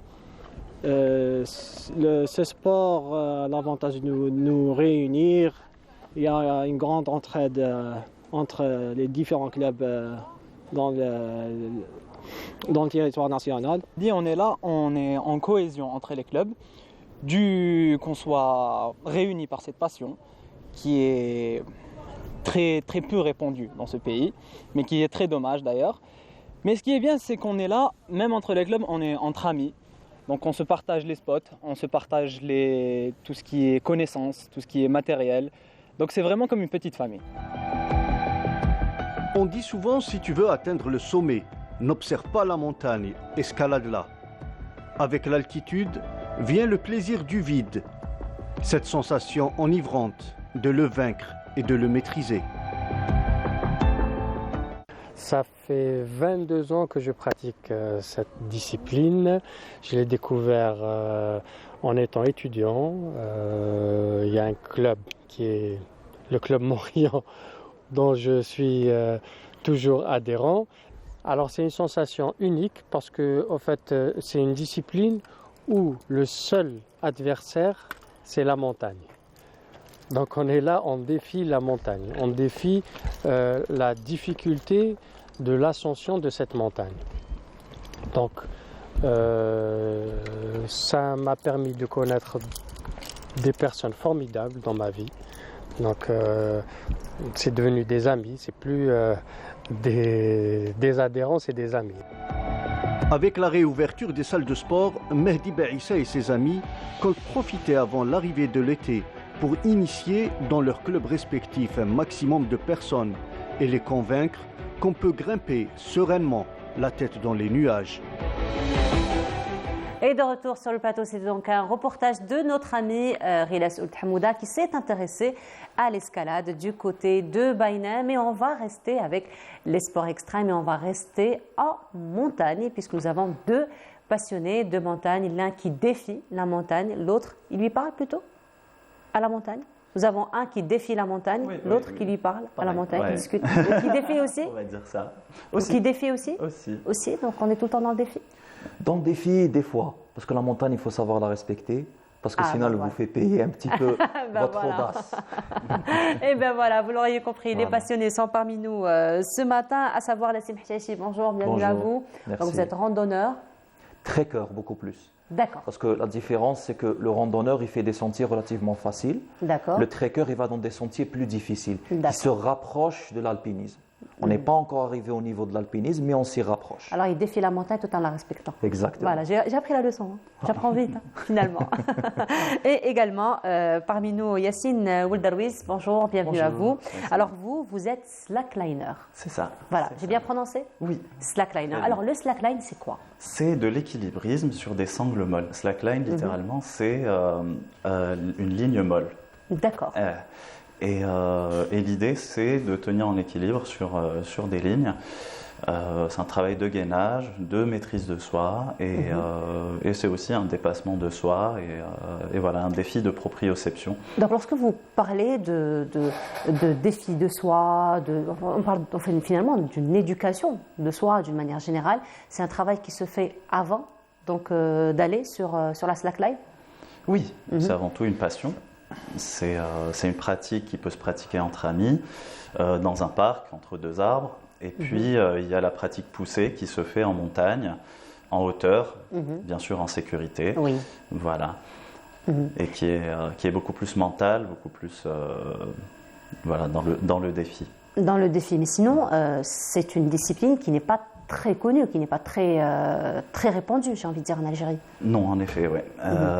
Quand j'ai voulu rencontrer les slackliners algériens, j'ai trouvé très peu d'informations. J'ai contacté un parcouriste de Médéa, Aboubakar Ben Baha, qui m'a mis en contact avec un petit groupe. Alors, Wahed Bojbaririj, l'Akhdariya, Sétif, et ensemble, on a préparé un premier projet où j'ai eu la chance de rencontrer la communauté d'escalade qui est aussi assez petite, assez familiale en Algérie. Et ce qui nous a permis de réaliser un très beau projet, un premier projet où on s'est connus, on a fait connaissance. Et voilà, c'est une équipe géniale. Donc à chaque fois que je viens, on refait, on réédite l'exploit. C'est un projet qui a pris naissance quand? En 2020. En 2020, c'est tout récent finalement. On s'est retrouvés faute le corona. C'est ce que j'allais dire, ça c'est un autre défi finalement. On a passé la fin Ramadan ensemble à Tikjda. Et voilà. Et on a monté un projet, on a monté une ligne grâce à Aboubakar, grâce à Amin Ayash, de l'Akhdariya, et l'aventure a commencé. Donc c'était la première ligne. Voilà, mais sinon Nassim, nous sommes en train de voir des images. On a l'impression que c'est très difficile, mais c'est très gracieux en même temps. Vous avez déjà pensé à vous y mettre? En fait, dans l'alpinisme, dans les sports de montagne en général, il y a cette combinaison entre d'un côté le fait qu'on doit défier le danger et on doit savoir son propre rythme. Atteindre un point où on est en accord avec le terrain, votre propre corps et l'environnement. Donc moi, ça me parle beaucoup, effectivement, quand je vois un truc pareil. Finalement, c'est assez proche de ce que vous faites. Voilà, donc finalement, on est toujours dans le défi, dans la découverte de soi, mais finalement, on ne se découvre jamais assez, parce qu'une fois qu'on arrive à une limite, on se fait une autre limite. Exactement. Une fois qu'on arrive à un objectif, on se fait un autre objectif. C'est un peu votre cas. C'est beaucoup. C'est beaucoup mon cas. Voilà, c'est que votre cas, finalement. Non, c'est beaucoup votre cas, parce que c'est un objectif un peu partagé. Mais sinon, votre cas à vous, votre défi à vous, ce sont les sommets. C'est les sommets. Alors, j'ai commencé par les sommets d'Algérie. Et c'est fait. Voilà.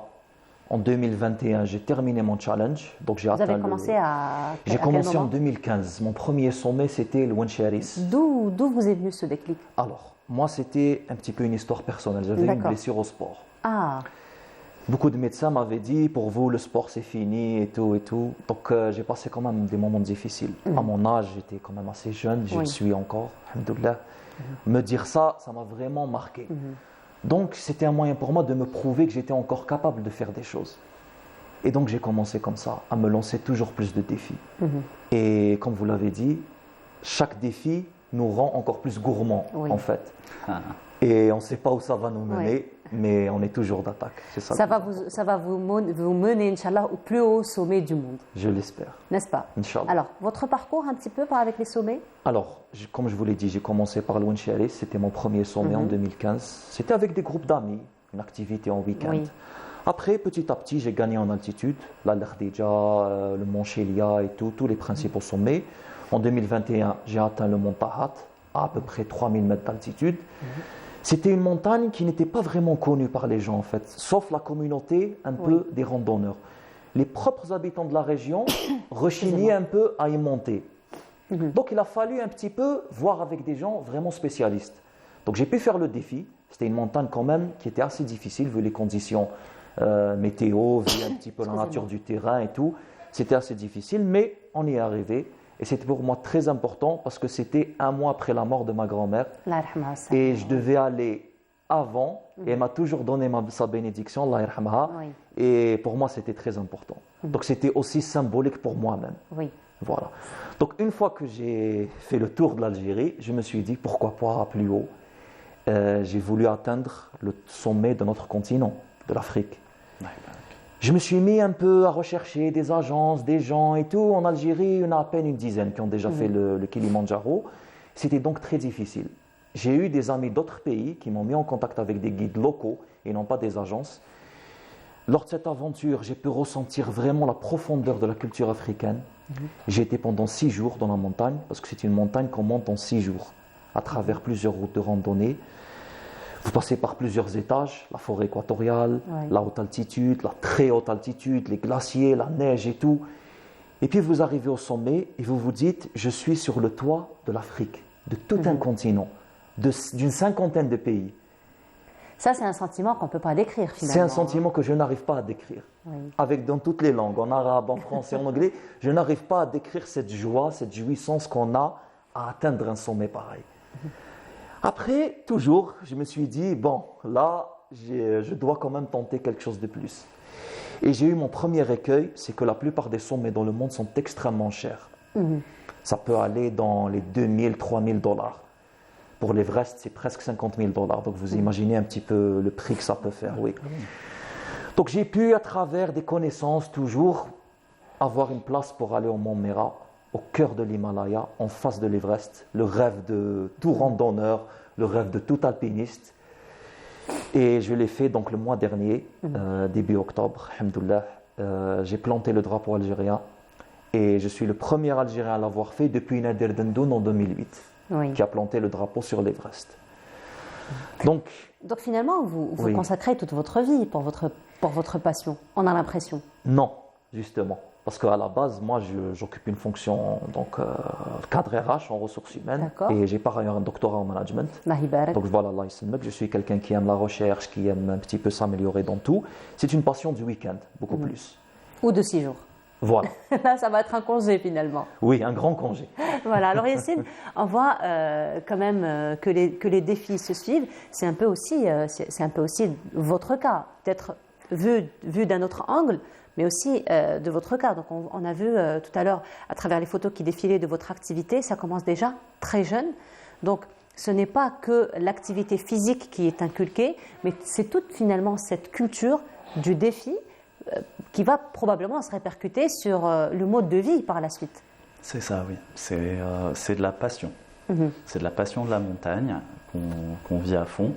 C'est une communauté avec beaucoup de partage. On est très heureux de pousser les uns les autres, de se pousser, de s'encourager, d'apprendre tout, de transmettre tout le savoir. Et je parle de la slackline, je parle de l'escalade aussi. où c'est une passion qui se vit en groupe. C'est un sport individuel qui se vit en groupe parce qu'un projet comme ça se construit à plusieurs. Une installation, ça s'installe à plusieurs. Et à la fin, on est seul sur sa voie d'escalade ou seul sur sa slackline et concentré sur soi-même. Et là, on fait appel vraiment on réveille ce qu'il y a de plus humain en nous, les plus grosses peurs, les plus gros plaisirs aussi, les plus grosses frustrations. Et avec ça, il faut avancer quand même, il faut rester maître de son corps, se lever, marcher. Voilà. Mais sinon, Yacine, il faut dire que ça reste, que cette pratique reste quand même à l'état d'une simple passion, qui n'est pas réellement, vous me l'avez dit hier, qui n'est pas réellement reconnue comme discipline sportive. Mais est-ce qu'il serait intéressant justement de l'inscrire, de travailler pour l'inscrire en tant que discipline sportive, probablement pour mieux l'encadrer et surtout donner de l'accessibilité par rapport à ceux qui veulent la pratiquer? Alors, l'un n'empêche pas l'autre. Moi, ma pratique n'est pas sportive. Ça veut dire que le défi, c'est entre moi et moi-même.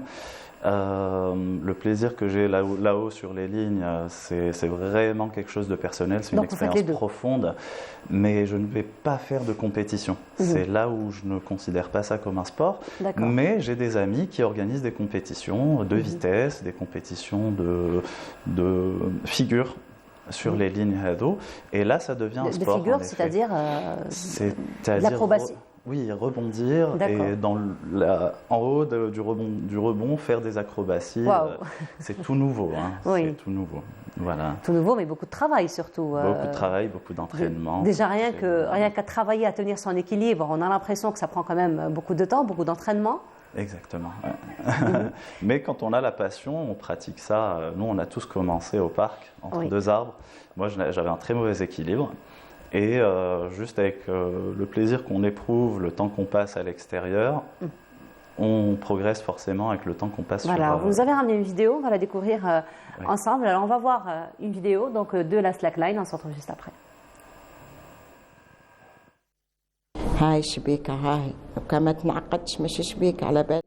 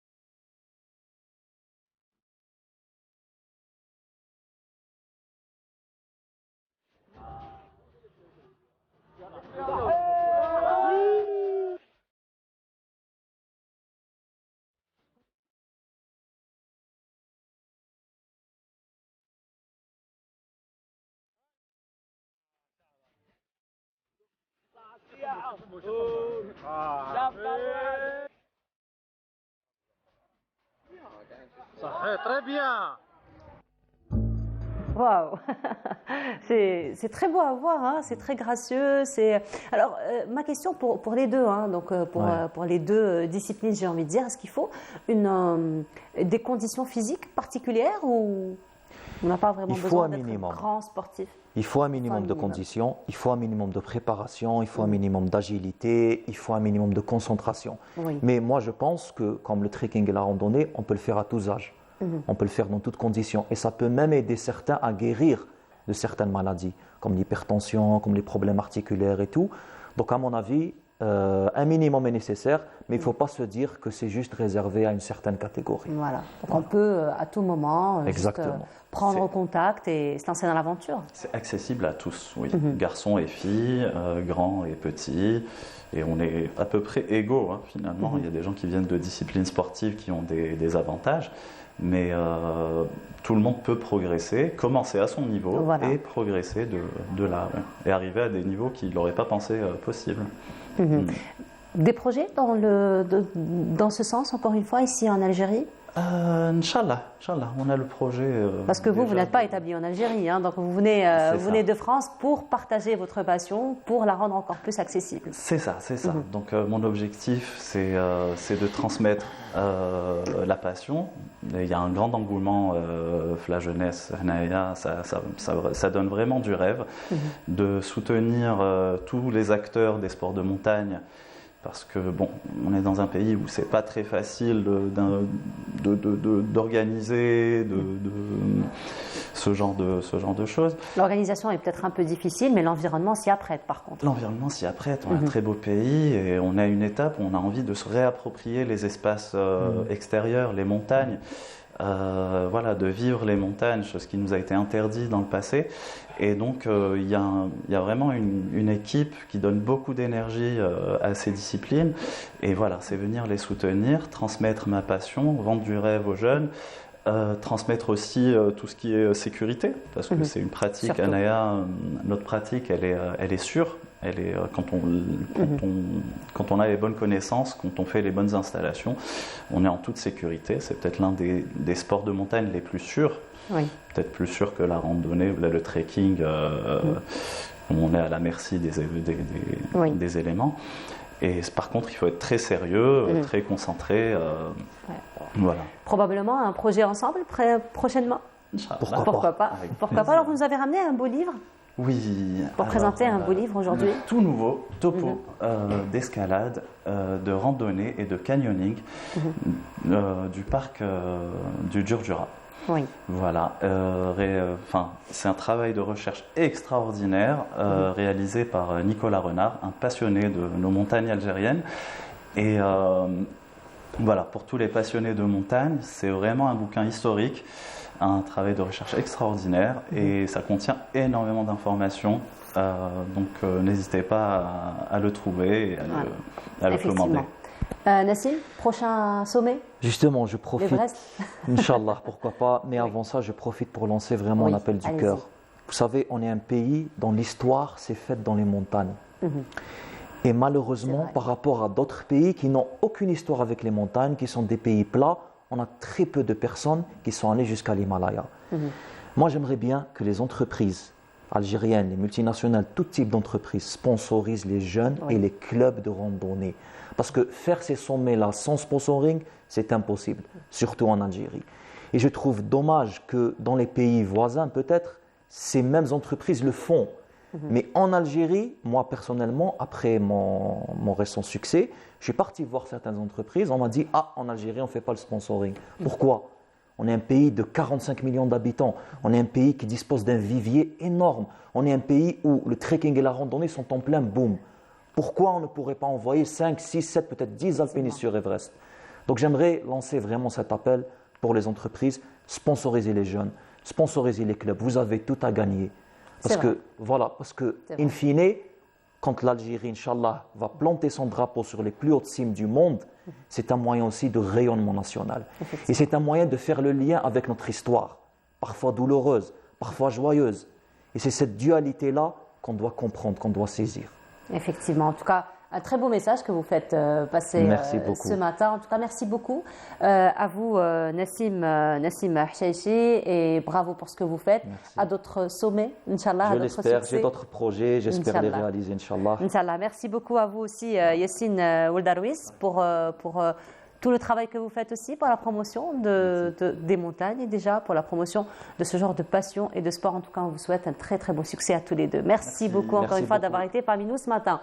On continue cette fois-ci, avant de se retrouver pour la dernière station de cette matinée, un reportage de Siham Knouch, elle qui s'intéresse à un art ancestral, elle s'intéresse à une activité artisanale qui fait d'ailleurs partie du patrimoine matériel, immatériel algérien. Il s'agit de la shbika qui est toujours pratiquée en Algérie, à Alger, à la Casbah particulièrement. Je vous laisse voir ce reportage et on se retrouve juste après. هاي شبيكة هاي وكان ما تنعقدش مش شبيكة على بالك وكانت تخدميها هكذاك ما تجوش البرع من تحت من تحت الخيط ما تنعقدش ها. Elles sont artisanes, on les appelle les dentelières. Bien qu'elles ne soient plus nombreuses, elles perpétuent quand même un art ancestral, shbika, qui jadis se faisait la fierté de plusieurs villes du pays. C'est shbika هذه تاع زمان. C'est un art traditionnel très ancien. Moi-même, j'ai appris à faire de la shbika alors que je n'avais que 12 ans. J'aime beaucoup. Shbika, ça me détend. J'ai appris autre chose aussi, du crochet, de la broderie. Mais shbika, c'est exceptionnel pour moi. D'ailleurs, quand je ne suis pas très bien, que si je suis angoissée, ça me soulage, ça me déstresse. Des napperons, des mouchoirs, nos incontournables Jari Hayek, et puis aussi des motifs géométriques ou d'autres inspirés par la nature qui nous entoure. هنا عندنا لي موتيف كيما هذا نقولوا له الشاطروان هذا الشاطروان يخدم بالبوكسان وكيما هذا نقولوا له الزقوق وكيما هذه نقولوا الياسمينه ولا درناها على 4 نقولوا درنا هنا راهي على 4 نقولوا لها الياسمينه ولا درناها على 5 نقولوا لها الفله. De la dentelle, shbika, qui nous rappelle le filet de pêche et cette légende qui raconte le naufrage d'un bateau de pêcheurs.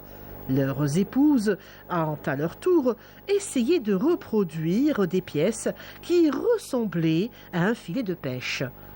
Ça a donné shbika.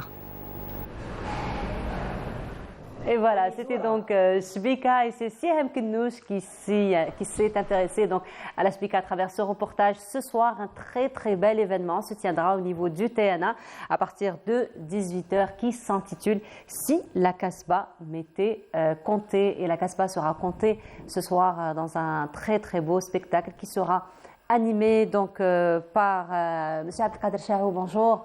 Bonjour, c'est toujours un plaisir et un honneur de vous recevoir. Ouais, merci beaucoup. Elle revient de son voyage. Lila, bonjour. Bonjour. Ça va? Ça va très bien. Ça va. Reposé? Oh, enfin, pour ce soir oui, voilà, pour ce soir en tout cas. Mais le décalage, je le suis encore. Il est quelle heure? 6 heures plus tôt. Et bien sûr, le spectacle sera accompagné d'une conteuse parce qu'on va compter la Kasbah. Madame Awabish Ben Saïd, bonjour. Bonjour, Nour. Bienvenue à vous. Alors, avant de parler du spectacle de ce soir, Shbika, ça vous a attiré? Oui, parce que je fais. Alors, elle était là, l'évaluatrice, ça c'est bien, ça c'est un peu épais, ça c'est 50, ça. Oui, parce que la Shbika, elle fait partie de l'artisanat algéroise, surtout. Effectivement, qui est pratiquée jusqu'à nos jours.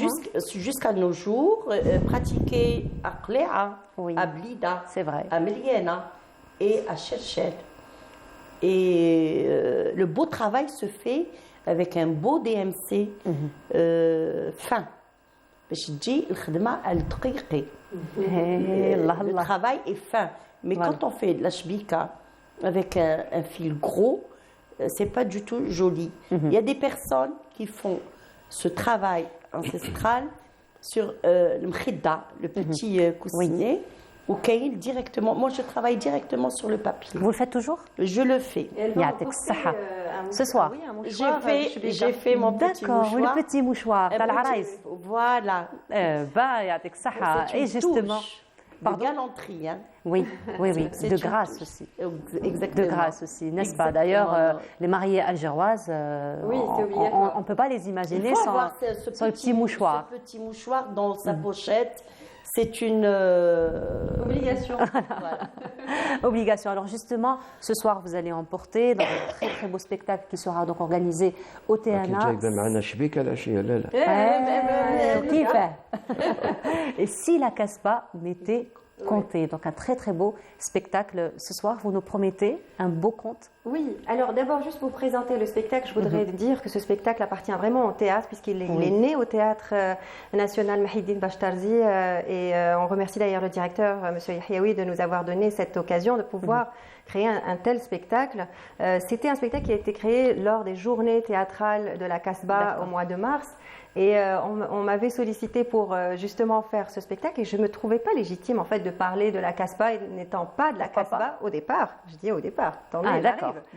Et puis je me suis dit non, c'est une bonne idée, on peut en faire quelque chose et c'est là qu'on a fait appel à Awawish et on a fait un genre de dialogue. Donc moi je serai El Mersoul, celui qui vient d'ailleurs, qui vient chercher les histoires contées de la Kasbah, et c'est Awawish qui nous avait conté donc toutes les petites histoires, et moi je fais le rapport avec quelques morceaux du patrimoine, donc on fait une question-réponse en fait. Et puis on l'avait refait au mois de Ramadan.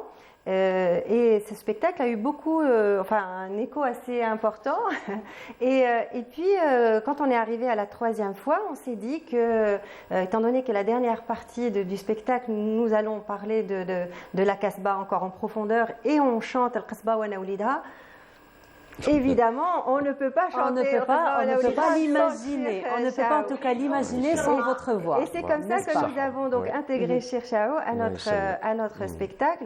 Évidemment, il ne va pas nous chanter que Kasbah wa Nawlidha. On ne va pas ramener Chir juste pour mais ça reste l'emblème. Ah ben évidemment, ça reste l'emblème, n'est-ce pas? Je remercie Lila, toujours, Allah Taha Saha, et Madame Awawish, et le TNA aussi, avec le directeur, Allah Ibarak, qui قبلوا هذا الشيء هذا. عيطت لي, ça fait plaisir pour la chanson هذيك. Ahmed, vous, on vous connaît, hein, vous chantez beaucoup la Kasbah, vous chantez beaucoup Alger, la Blanche. زنيقة الكربة. ايه وكيفاه؟ c'est un vrai قصباجي. L'ex rue du Centaure تاع الأحسن. Voilà. Et j'espère que ça va passer, Inch'Allah. Je sais que ça va passer très très bien. Il n'y a pas de raison. Les piliers sont là, il n'y a pas de raison. En plus, Chir, il crée toujours une ambiance très sympathique. Oui, particulière. Et voilà, avec Chir, on ne prend jamais les choses vraiment au sérieux, dans le sens... c'est vraiment joindre l'utile à l'agréable. C'est toute cette promotion du patrimoine avec vraiment cette touche vraiment d'ambiance. Et je ne sais pas, mais le mot Kasbah est un mot magique. Vraiment, hein, dès qu'on dit Kasbah, beaucoup de gens sont encore très attachés à la Kasbah et aiment en parler. Et la preuve en est, c'est que Chir a un succès incroyable parce qu'il est encore attaché à sa Kasbah et à ses origines et à ce Sha'bi effectivement, qui représente d'ailleurs le cœur de la Kasbah, qui représente le cœur d'Alger. C'est là que ça sort aussi, le Sha'bi, la Kasbah. العنق الله يرحمه ويجي محبط حاج مريزق وروح حاج مريزق. Alors justement, Madame Awawish, c'est vous qui allez faire la promotion de tout ce patrimoine immatériel, de tout ce patrimoine oral, n'est-ce pas? Donc le Mersoul viendra vous voir. Alors le Mersoul, c'est le Mersoula. Le Mersoula, voilà, pour préciser. Le Mersoula au féminin, donc le Mou'annat, elle vient de Tlemcen, Bled Sidi Boumedienne. Elle vient et elle veut découvrir ce qu'il y a à la Kasbah. Un avant-goût, peut-être? Un avant. Alors, on commence par le mtel, les dictons. D'ailleurs, vous serez d'accord avec moi, mais lorsqu'on parle, par exemple, on discute avec l'ancienne génération, nos grands-parents particulièrement, alors c'est 50% dans la discussion, hein, c'est 50% le mtel et 50% vraiment le dialecte de tous les jours. Exactement. Hein. Donc il faut vraiment être averti pour comprendre ce qu'ils sont en train de dire. Il faut être averti et puis il faut comprendre, parce qu'il y a des personnes, exactement. Allez-y comprendre. Par exemple,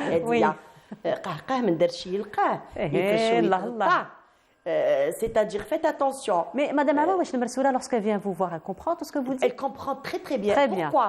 Parce que moi aussi, j'apprends. D'accord. J'apprends d'elle, je découvre pas mal de choses. Et de trucs. Parce qu'au fur et à mesure, je vais lui dire mais chez nous, voilà comment on dit ça. Voilà. Donc, un véritable échange. C'est pour ça que je disais, c'est vraiment une question-réponse. Voilà. Et sinon, Chir, lorsqu'on assiste à ce genre d'événements, c'est plus une éducation. Finalement. C'est une promotion, mais c'est aussi une éducation. Une éducation فيها المعاني بزاف. الناس باش يفهموا شنو هذا المعنى واش كذا. Voilà, c'est pour ça. On apprend beaucoup de choses. Déjà dans l'éducation, dans l'enseignement. On avait l'étude d'un roman, l'étude de texte d'une manière générale, l'étude d'un livre, l'étude de texte. On apprend avec les contes, on apprend beaucoup de choses. D'ailleurs, toutes les valeurs, justement, sont tirées des contes. يقول لك حاجيتك ما جيتك لو كان ما نتوما انا ما جيتك وتشعل ان شاء الله الشمعه في بيتك. Je fais déjà l'avant-goût, l'introduction. C'est comme un paragraphe. Il y a l'introduction, le développement. et la conclusion. C'est la même chose ce qu'on va faire. Donc on parlera sur le Mhadjat, elle نحكي لها وهي تحكي لي. Elle me raconte et je Donc finalement, le concept, c'est que vous allez faire Mhadjat, les Mhadjouhom, j'ai envie de dire, à la Casbah, à Alger. ماشي المحاجات لا لا المحاجات ماشي المحاجات j'ai compris. De toute façon, Cheikh, là quand c'est accompagné بالمحاجب, ce ne sera pas de refus, n'est-ce pas? Ce ne sera pas de refus. Et on va aussi clamer les vieux prénoms. D'accord. Par exemple, les vieux prénoms. Awawich par exemple. Voilà, Goussem. Awawich, c'est un diminutif, hein? Les Aïcha. L'Aïcha, voilà. Aïcha. On va aussi parler on va parler des artistes. Oui. Yek. On va parler Torah. On va parler de l'Aras تاع بكري. On va parler التقدام تاع بكري. On va parler des bouqalettes. الفال qui se faisait que في رمضان. الفال البقالة. Ce n'est pas à tort et à travers. Chaque chose. Tout un rituel finalement. Voilà, chaque chose. Voilà. Et puis moi aussi j'ai découvert avec Lila. Moi je m'appelle l'ange Moi Lila je l'ai prénommé l'ange des planches. Pourquoi? Je la recevais dans mes émissions et puis j'ai dit celle-là c'est Hadia, l'insana, c'est un ange. Il faut la connaître. Je partage amplement votre avis. Vraiment. Vous mettez dans non mais c'est la vérité, hein. C'est la vérité. Et puis avec Chawa Abdelkader, je crois que ça va être un joli bouquet. Oui, certainement. C'est vraiment ce qui nous manquait au spectacle. Une personne qui va, c'est le bouquet de fleurs en fait qu'on va mettre sur notre qui sera un peu, qui va représenter un petit peu l'identité de la Casbah, parce que c'est vrai que Cheikh, lorsqu'on évoque son nom, on pense directement à Dzer Rdema, on pense directement à la Casbah. Alors surtout quand on chante cette chanson, moi je la chantais, mais bon, je faisais un effort, mais ouais, lui, ça coule de source en fait, et je pense que ça fera énormément plaisir au public, et le public sera. Et ben voilà, on nous l'offre ce matin en régie, c'est magnifique, très bien. Et quand je vais maintenant نروح لتلمسان ولا نروح لوهران كنغنيها وعرنتم ولادها تلمسان ولادها je fais toujours ça. Faites l'interactivité, vous invitez les. C'est normal. Voilà. C'est l'Algérie قاعدة. C'est vrai. Bien sûr. Là aussi, le spectacle, on voit cet échange entre plusieurs univers et plusieurs régions. Parce qu'il ne faut pas, quand on parle de la Casbah ou d'Alger, il n'y a pas que les Algérois qui peuvent en parler. Il n'y a pas que les gens de la Casbah qui peuvent en parler. Je pense que quand d'autres qui viennent de l'extérieur peuvent aussi donner leur avis ou s'y intéresser, ils ont un autre regard. Ça donne plus encore de valeur, je pense. C'est une pièce du puzzle aussi, hein, parce que c'est vrai que lorsqu'on est de l'extérieur, on a un autre regard, on apporte finalement un autre regard complètement différent. Quelque chose qui est tout à fait naturel pour les gens de la Casbah, eh bien moi je vais le voir comme quelque chose de différent et je vais mettre peut-être le doigt dessus et elle va me l'expliquer et Chéri va me le chanter. Donc voilà, c'est tout. Et on va être complémentaires. Et l'Algérie restera toujours الجزائر محروسة. محروسة من عند الرحمن. Effectivement. من عند القدير. إن شاء الله يا ربي. On évoque vers la fin. Oui. Mais je dis pas. Oui, il faut qu'on laisse quand même un Non, de toute façon, je n'allais pas vous poser la question. Hein. On a eu un avant-goût, on sait à peu près ce qui va se passer. Par contre, moi, ce que je voudrais savoir, c'est qu'est-ce qu'il va y avoir. Finalement, vous allez vous alterner entre contes, chant, c'est comme ça que ça va se passer. Exactement. Entre conte et chant, le dialogue. Il n'y a pas, même quand Chir sera sur scène, on va le faire parler naturellement. Ce ne sont pas des dialogues qui sont préécrits. En tout cas avec Chir. Voilà. On a une ligne qu'on doit suivre évidemment parce que le spectacle est quand même écrit. Voilà. Mais tout le reste, les réactions sont naturelles. Quand on a fait le premier spectacle et le deuxième, les réactions étaient différentes parce qu'on a laissé notre naturel parler. Et ça sera la même chose avec Chir. Je suis sûre que ça va être formidable. Oui. Certainement. Alors là, on arrive à la fin de l'émission. En régie, Madame Awawish, on vous demande le fait à Lyon. C'est pas moi, hein. Je ne fais que transmettre.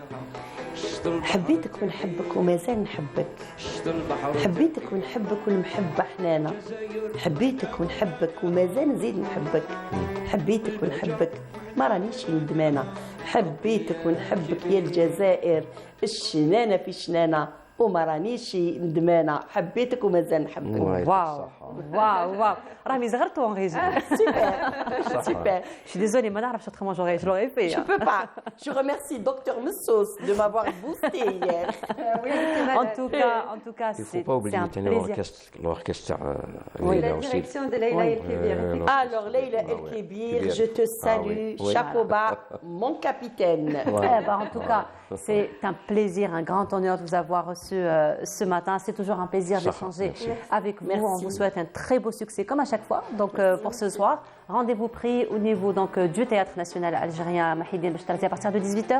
C'est ça, à partir de 18h. Voilà, parfait. En tout cas, merci à vous d'avoir été parmi nous ce matin. Donc nous arrivons à la fin de notre émission. Merci beaucoup de nous avoir suivis. Je vous retrouve avec un très grand plaisir dès demain à partir de 8h. D'ici là, prenez soin de vous. Agréable journée à tous. Rendez-vous à 18h, pourquoi pas. Allez, au revoir.